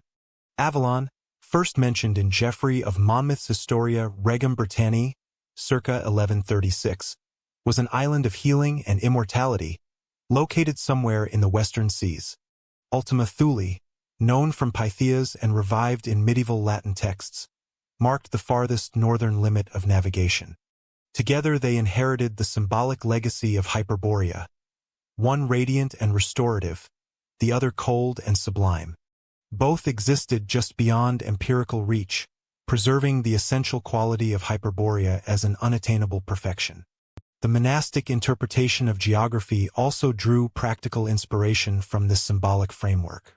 The northern monastic settlements, Iona, Lindisfarne, Skellig Michael, represented real attempts to inhabit what might be called Christian Hyperborea. These were places of retreat, purity, and proximity to the divine, geographically marginal but spiritually central. The monks who built them often described their isolation in terms that echo classical ideals of stillness and light. To them, the wilderness was not exile but proximity to God, the same inversion of meaning that once defined Hyperborea in Greek myth. Archaeological evidence from these sites reinforces this continuity between geography, faith, and cosmology. The oratories of Skellig Michael, oriented toward both sunrise and the sea, reflect a worldview in which physical direction symbolized spiritual ascent. The edge of the world was both a cartographic and devotional concept. In that sense, the Christian North became a living reenactment of the Hyperborean theme. To move outward was to move upward, toward divine proximity. The art and manuscript illumination of the period further preserved this luminous northern symbolism. In the margins of the Beatus maps, for example, the northern quadrant is often decorated with bright pigments, gold leaf, or celestial motifs, visual metaphors for divine illumination. These choices were not arbitrary. To medieval artists, light itself was a theological medium. It expressed the presence of God. The persistent brightness associated with the North in classical myth found renewed purpose in these artistic conventions. By the 14th century, the growing influence of scholastic rationalism and travel literature, such as the Itinerarium of William of Rubruck and the Travels of John Mandeville, began to shift the discourse. Yet, even as empirical observation expanded, the conceptual geography of the North retained its mythic residue. Mandeville's description of lands beyond the wind directly recalls the ancient phrasing of Hyperborea, while the anonymous Inventio Fortunata, a lost 14th-century account of Arctic exploration, referred to the North Pole as a region of magnetic wonder and divine mystery. The vocabulary of awe persisted, transformed but unbroken. Through these cartographic echoes and monastic adaptations, Hyperborea survived the Middle Ages not as a literal place, but as a symbolic constant, the idea that sanctity dwells at the world's limits. Its presence in maps, sagas, and chronicles testifies to the continuity of mythic geography as a tool for ordering both faith and knowledge. For medieval Europe, the North remained a border between the known and the transcendent, the ancient axis where heaven met earth. Renaissance humanists would soon rediscover the Greek texts, and with them the Hyperborean dream. What was once myth became mistaken ancestry. In the late medieval and early modern imagination, the boundaries between myth, ethnography, and history began to blur. As humanist scholars revisited classical texts, the ancient notion of Hyperborea was no longer treated solely as a poetic geography. It was recast as a fragment of forgotten history. The rediscovery of Greek and Roman literature revived a fascination with the world's northern limits, and, in doing so, prompted scholars to seek living descendants of the Hyperboreans among the peoples of northern Europe. What the ancients had conceived as symbolic perfection now became, in the eyes of early modern writers, a possible ancestral homeland. The process of mythic syncretism that emerged during this period was both intellectual and ideological. Renaissance scholars, inheriting the philological rigor of humanism, sought to reconcile biblical chronology, classical cosmography, and the ethnographic realities of their own age. Their world had expanded, geographically through exploration and intellectually through rediscovery. Yet the desire for a singular origin persisted. In this environment, the Hyperborean myth became a conceptual bridge, a means of linking Greek antiquity with Northern Europe, pagan wisdom with Christian providence. One of the earliest and most influential reinterpretations occurred in the 15th century, as antiquarians began identifying Hyperborea with Scandinavia. The Danish historian Saxo Grammaticus, in his Gesta Danorum, circa 1200, had already situated the divine and heroic origins of the Danes in a mythic prehistory reminiscent of the classical North. His pantheon of gods and heroes, Odin, Thor, Freya, occupied a cultural space parallel to the Hyperboreans, beings both divine and ancestral, mediating between heaven and earth. Later interpreters, reading Saxo through the lens of classical geography, concluded that the Hyperboreans of Pindar and Herodotus must have been these same northern peoples. The equation of Hyperborea with Norse cosmology deepened during the Renaissance, particularly through the writings of scholars such as Olaus Magnus and Olaus Rudbeck. Olaus Magnus' Historia de Gentibus Septentrionalibus, 1555, portrayed Scandinavia as a land of marvels, perpetual light, and moral virtue, qualities directly borrowed from ancient accounts of Hyperborea. He described the aurora borealis, polar summers, and the piety of northern peoples as evidence of their special place in divine creation. Though written as ethnography, his descriptions echoed the moral geography of antiquity, transforming the real Arctic into the legendary North once inhabited by Apollo's favored race. In the 17th century, Swedish polymath Olaus Rudbeck the Elder carried this identification to its extreme. In his monumental Atlantica, 1679 to 1702, Rudbeck claimed that Sweden was not only Atlantis, but also the original seat of civilization, the birthplace of the Hyperboreans, Greeks, and even Egyptians. He argued that the Greek gods and myths were distorted memories of ancient Nordic kings, and that the Hyperborean Apollo was a local deity later adopted by the Hellenes.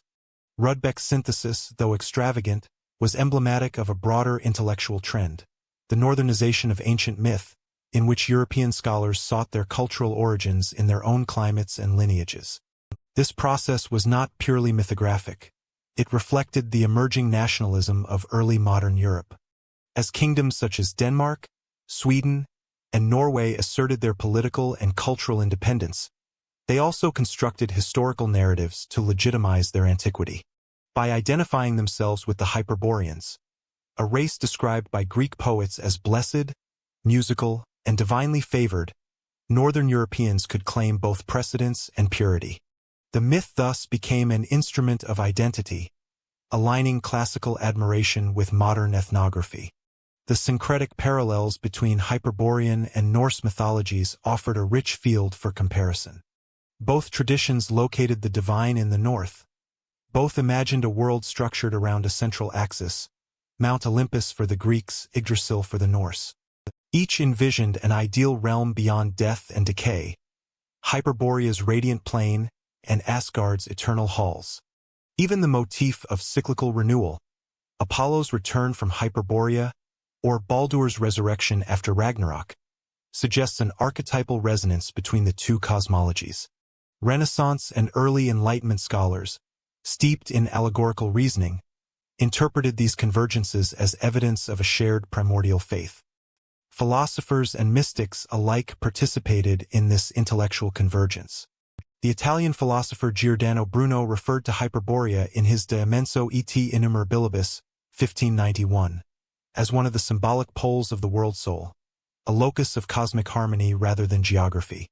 In contrast, the French scholar Jean-Sylvain Bailly, 1736–1793, advanced a quasi-scientific interpretation.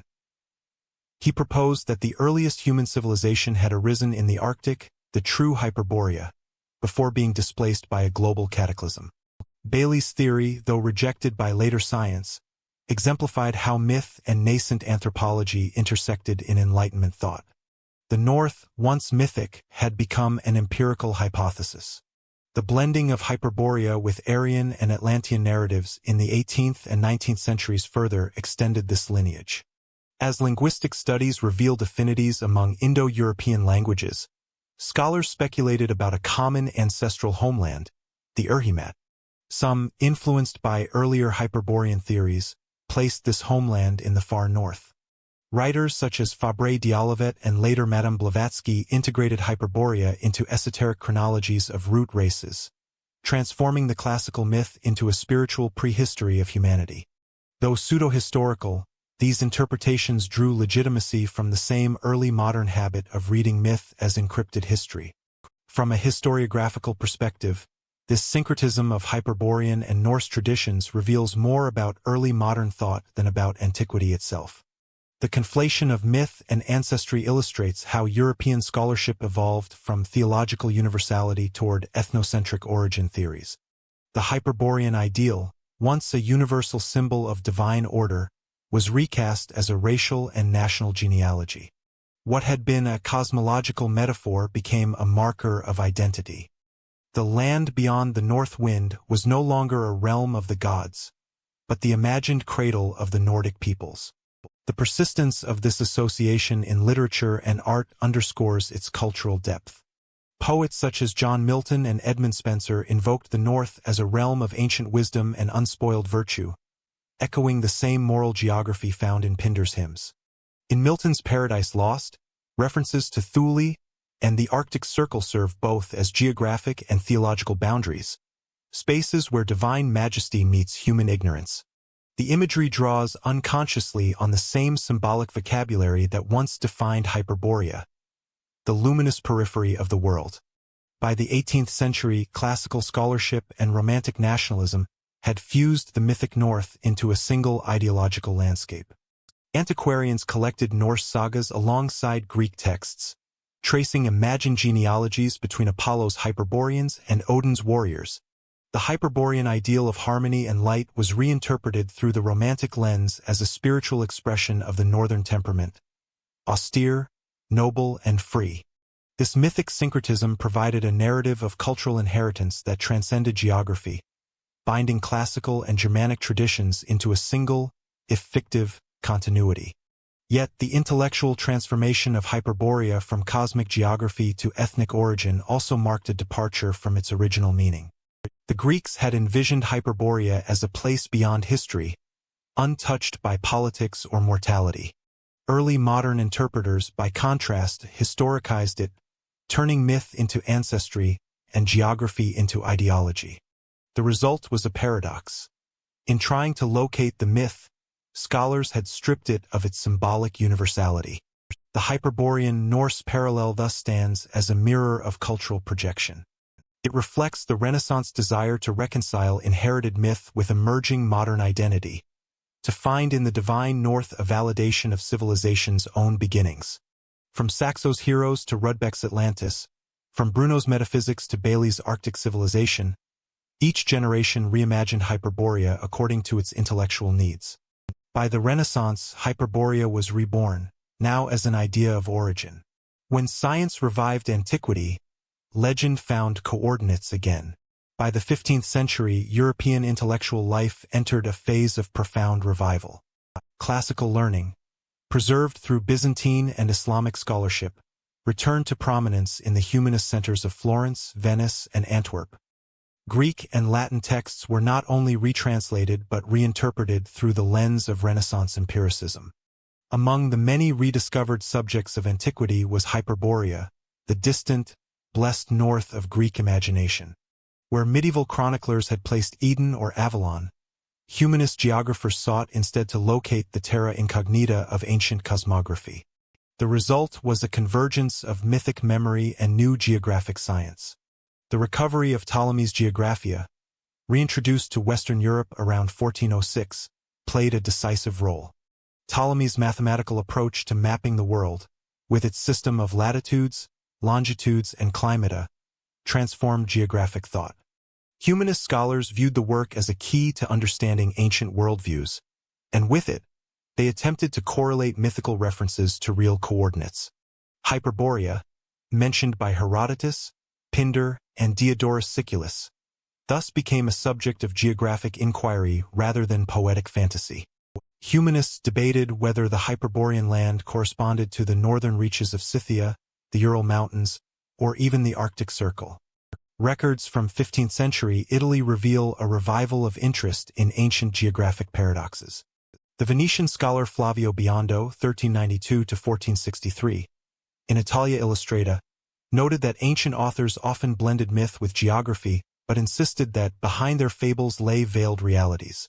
His approach typified Renaissance method, treating myth not as superstition but as symbolic evidence of historical perception. Biondo's successors, including Annio de Viterbo and Guillaume Postel, further blurred the line between philology and cartography. In their works, Hyperborea appeared as both a spiritual and geographic concept, perhaps an ancient memory of pre-classical peoples who had once inhabited the far north. The advent of modern cartography magnified these speculations. The 16th century witnessed a rapid evolution in mapmaking, spurred by improved instruments, oceanic exploration, and access to rediscovered classical sources. Figures such as Gerardus Mercator and Abraham Ortelius synthesized empirical discovery with the inherited cosmologies of antiquity. In Mercator's famous 1569 world map, the Arctic is depicted as a circular ocean surrounding a magnetic mountain at the pole, a configuration derived partly from medieval speculation and partly from classical inference. Some humanists identified this polar realm with Hyperborea, interpreting it as the island of the sun, described by later Greek sources. Ortelius, in his Theatrum Orbis Terrarum, 1570, advanced this synthesis further. His accompanying notes discussed the correspondence between Hyperborea, Thule, and the new northern territories being charted by English and Dutch navigators. According to Ortelius, the ancient poets, in praising Hyperborea, perhaps spoke of those lands which our mariners now explore beyond the northern seas. His reasoning illustrated a crucial shift. By the late 16th century, scholars no longer viewed ancient geography as allegory but as proto-science. Mythic lands were treated as fragments of pre-modern knowledge awaiting empirical confirmation. The voyages of northern explorers lent new credibility to such interpretations. Pythias of Massalia's ancient journey to Thule, long doubted by classical skeptics, gained renewed respect in light of Renaissance reports from Iceland and Greenland. English explorers such as Martin Frobisher and John Davis, seeking the Northwest Passage in the late 16th century, brought back accounts of frozen seas, perpetual daylight, and magnetic anomalies. These descriptions closely paralleled those found in classical texts about the Hyperborean climate. Renaissance geographers, accustomed to correlating textual and empirical data, regarded such parallels as evidence that the ancient myth had a geographic basis. The intellectual atmosphere of the Renaissance encouraged such syntheses. Humanists operated at the intersection of literature, science, and theology. For them, uncovering the true geography behind ancient texts was an act of cultural restoration. Hyperborea, in this framework, became both an object of inquiry and a metaphor for rediscovered knowledge. According to the scholar Guillaume Postel, 1510 to 1581, the far north represented the seat of primordial wisdom preserved from the deluge. Postel combined Pythagorean mysticism, biblical cosmology, and classical geography to argue that the Hyperboreans were the ancestors of the Gentiles. Though speculative, his writings reflected the Renaissance conviction that ancient knowledge encoded universal truths accessible through study and synthesis. At the same time, cartographers faced increasing tension between inherited authority and new data. The Carta Marina of Olaus Magnus, 1539, produced in Sweden, exemplified this duality. Magnus combined meticulous observation of Scandinavian geography with mythological embellishment. Sea serpents, floating islands, and inscriptions referencing Hyperborea. His preface explicitly invoked classical sources, suggesting that the Hyperboreans of antiquity might correspond to the early Nordic peoples. This synthesis of scholarship and nationalism anticipated later ethnographic theories that located the origins of civilization in the north. Archaeological discoveries, limited though they were, contributed indirectly to the discussion. Artifacts from Scythian and Sarmatian cultures, unearthed along the northern Black Sea, were exhibited in Italian and German courts as relics of the ancient Hyperborean world. Scholars such as Johannes Goropius Becanus, 1519 to 1572, used linguistic comparisons between Greek and Germanic languages to propose that Hyperborea represented an ancestral European homeland. Though methodologically flawed, such arguments influenced early modern ethnology and contributed to the later concept of Nordic antiquity. The idea that Europe's moral and cultural origins lay in the north gained traction within Renaissance historiography.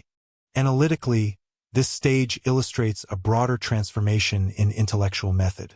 The Renaissance did not merely rediscover ancient geography, it reinterpreted it through empirical rationalization. Hyperborea's endurance as a subject of speculation demonstrates the period's hybrid reasoning. Faith in ancient authority coexisted with growing confidence in observation and measurement. This tension defined early modern epistemology. As maps expanded, the unknown receded geographically but persisted symbolically. The far north remained both a literal and metaphysical frontier, a place where the boundaries of knowledge met the inheritance of myth. The introduction of printing accelerated the circulation of these ideas. Classical texts containing references to Hyperborea, such as Diodorus Siculus's Bibliotheca Historica or Pliny's Natural History, were reissued in critical editions with humanist commentary. Marginal notes by editors like Aldus Manutius and Conrad Gessner often linked Hyperborean motifs to new reports from the Arctic regions. Such editorial practices encouraged readers to interpret ancient descriptions as early ethnographies. The Hyperborean myth thus entered Renaissance geography not through direct belief but through scholarly comparison. By the late 16th century, empirical exploration began to outpace inherited tradition. Navigators reached the polar seas, measured latitudes with improved instruments, and mapped coastlines unknown to antiquity. Yet rather than discrediting classical geography, these discoveries reinvigorated its prestige. The more the world expanded, the more scholars sought continuity between past and present accounts. Hyperborea functioned as a conceptual bridge between the known and the imagined, a testament to antiquity's enduring influence on the European intellectual imagination. In interpretive terms, the Renaissance revival of Hyperborea illustrates three central dynamics. First, it reflects the period's textual empiricism, the conviction that classical sources, properly interpreted, contained recoverable scientific truths. Second, it demonstrates how geographic inquiry became entwined with cultural identity. Mapping the North was also mapping Europe's intellectual ancestry. Third, it reveals the persistence of mythic frameworks within scientific discourse. Even as the cartographic grid replaced allegory, ancient symbols continued to guide interpretation. By the dawn of the 17th century, Hyperborea had been repositioned within a broader system of world geography. It no longer denoted a supernatural realm but rather a misunderstood northern territory, perhaps corresponding to Arctic lands now under exploration. Scholars such as Johannes Kepler and Tycho Brahe, integrating astronomical precision with classical learning, speculated about the climatic and cosmological conditions of the far north. The myth had been rationalized but not erased. Its conceptual migration, from divine utopia to empirical hypothesis, mirrored the evolution of European science itself. As new instruments extended human sight and measurement, the North ceased to be a distant abstraction. It became a field of imperial ambition and commercial promise. Yet beneath the emerging narratives of trade and conquest, the Renaissance memory of Hyperborea persisted. The idea that the North held traces of primordial harmony or ancient wisdom continued to resonate in humanist literature and cosmographic theory. By the early age of empire, Hyperborea's legend no longer belonged to poetry or philosophy. It had entered the vocabulary of exploration. With exploration and empire, the North was no longer imaginary. It was imperial frontier. The Hyperborean became less a myth and more a claim. By the 17th century, Europe's intellectual climate shifted from humanist revival to systematic inquiry.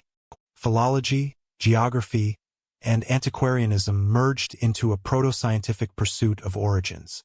In this environment, the myth of Hyperborea acquired a new function. No longer confined to poetic or theological speculation, it became an ethnographic and, later, racial hypothesis. Scholars and antiquarians sought to locate the earliest civilizing peoples within a historical framework that combined classical authority with emerging notions of natural hierarchy.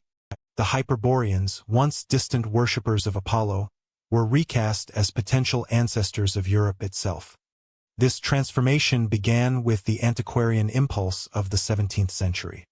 Figures such as Olaus Rudbeck, 1630 to 1702, a Swedish polymath, sought to align national history with classical tradition. In his Atlantica, 1679 to 1702, Rudbeck proposed that Sweden was both Atlantis and Hyperborea, the cradle of human civilization. Drawing upon linguistic parallels, ancient texts, and local geography, he argued that Norse culture preserved the remnants of the Hyperborean world described by Pindar and Diodorus. Although speculative, Rudbeck's synthesis reflected broader European tendencies to reconcile mythic antiquity with emerging national identities.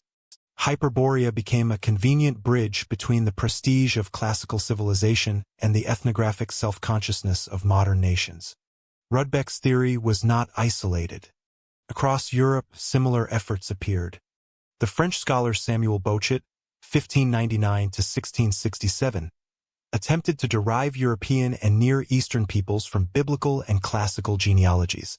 The English antiquary William Camden, in his Britannia, 1586, revised 1607, cited Hyperborean references when describing Britain's mythical past.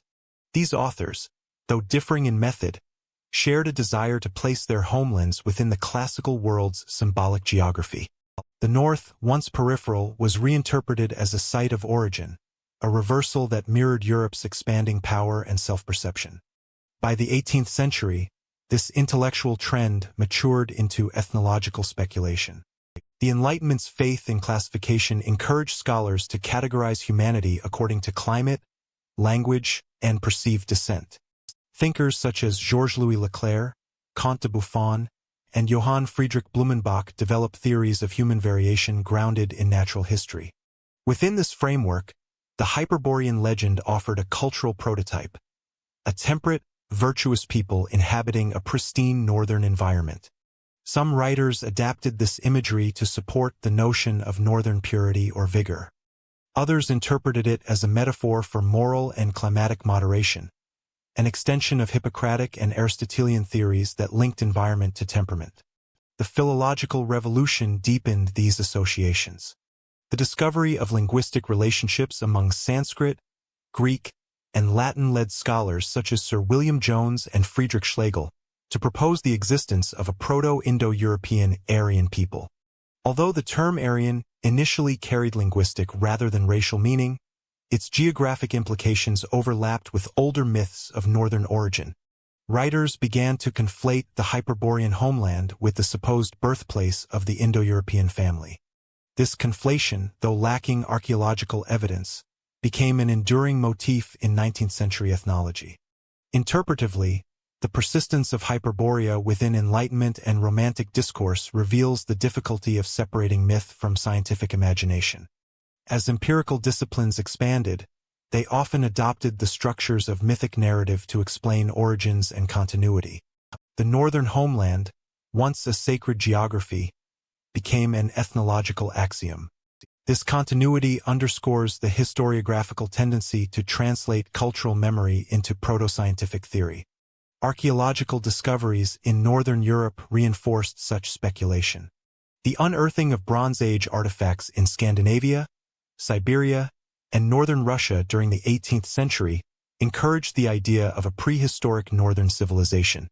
Antiquarians such as Johann Goran Liljegren and Erik Gustav Geiger interpreted megalithic remains as evidence of Hyperborean ancestors. Meanwhile, classical scholars pointed to Herodotus's descriptions of Scythian nomads as ethnographic proof of early northern culture. Although modern archaeology would later correct these assumptions, the early interpretations demonstrate how myth continued to inform empirical classification. The interplay between mythology and nascent racial theory became particularly visible in the writings of German Romantic scholars.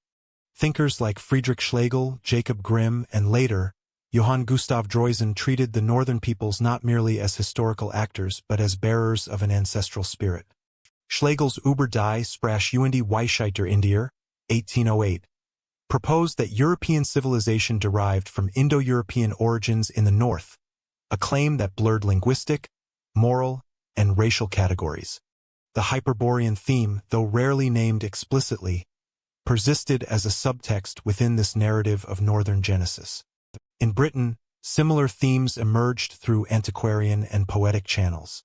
James Macpherson's Ossian, 1760s, though later exposed as a literary fabrication, presented the northern landscape as ancient and heroic, echoing the classical image of the distant, virtuous north. Scholars such as Thomas Percy and William Stukeley further integrated Hyperborean motifs into their studies of Druidic religion.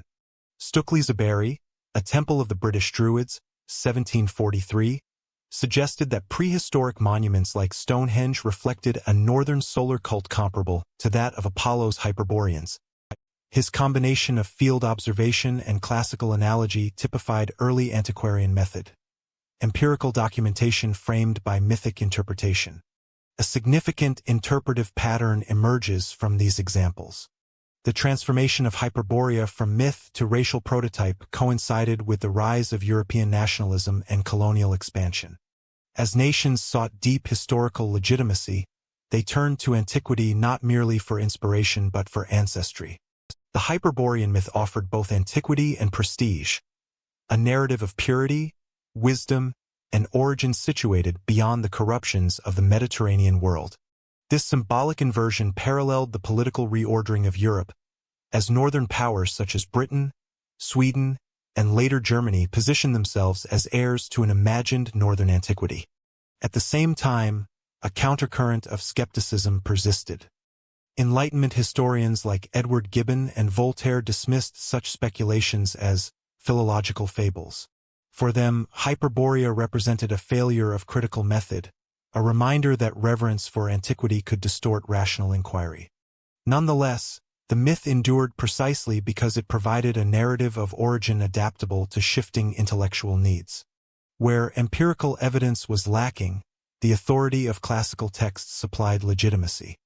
By the late 18th century, the boundaries between myth, ethnography, and early racial thought had blurred. The emerging science of man often relied on symbolic geography inherited from antiquity. Hyperborea, though rarely named directly, functioned as a conceptual archetype, a pristine homeland from which order, reason, and civilization were thought to descend. This intellectual lineage linked ancient cosmology to modern anthropology, embedding mythic assumptions within early scientific discourse. Analytically, three patterns define this phase of the Hyperborean tradition. First, geographic inversion. The classical periphery became the modern center of origin. Second, linguistic transference. Mythic descent was reframed through the new science of philology. Third, cultural legitimation. The myth served political and national purposes, providing ancient pedigree to emergent European identities. These patterns reveal how mythic frameworks, once poetic, evolved into historical claims shaped by the epistemologies of their time. By the close of the 18th century, antiquarian enthusiasm had prepared the ground for more systematic, but also more ideological interpretations. Romantic nationalism, with its emphasis on ancestral purity and cultural destiny, inherited both the imagery and assumptions of Hyperborea.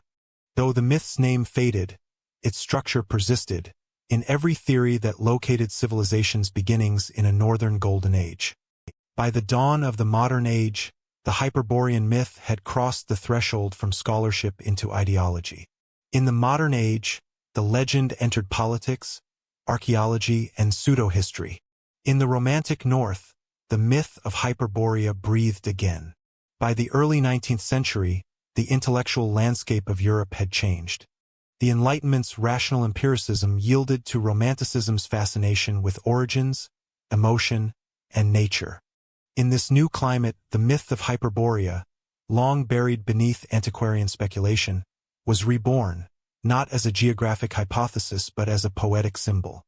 The North, now charged with aesthetic and metaphysical meaning, became the setting for a renewed vision of purity, freedom, and transcendence. Within this movement, Hyperborea ceased to be a name from ancient texts and became an emblem of cultural identity and spiritual aspiration.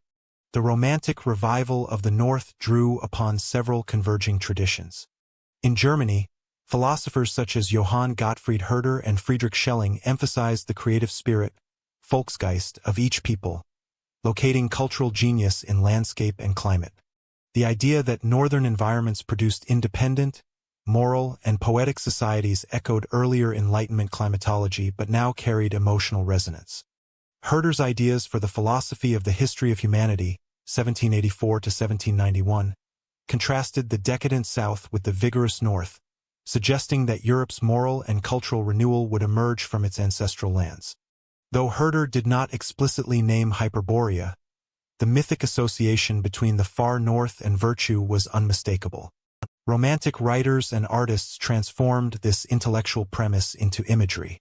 Painters of the German Romantic school, Caspar David Friedrich most prominently, filled their canvases with northern light, ruined temples, and silent landscapes that evoked a sense of sacred distance.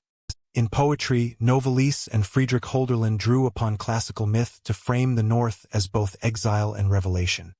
Hölderlin's fragments on Hyperion, though Greek in name, resonated with northern melancholy and transcendence.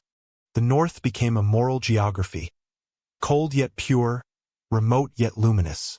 The same transformation occurred in literature beyond Germany. In Britain, the Romantic poets Coleridge, Wordsworth, and later Shelley reinterpreted northern space as a field of imagination.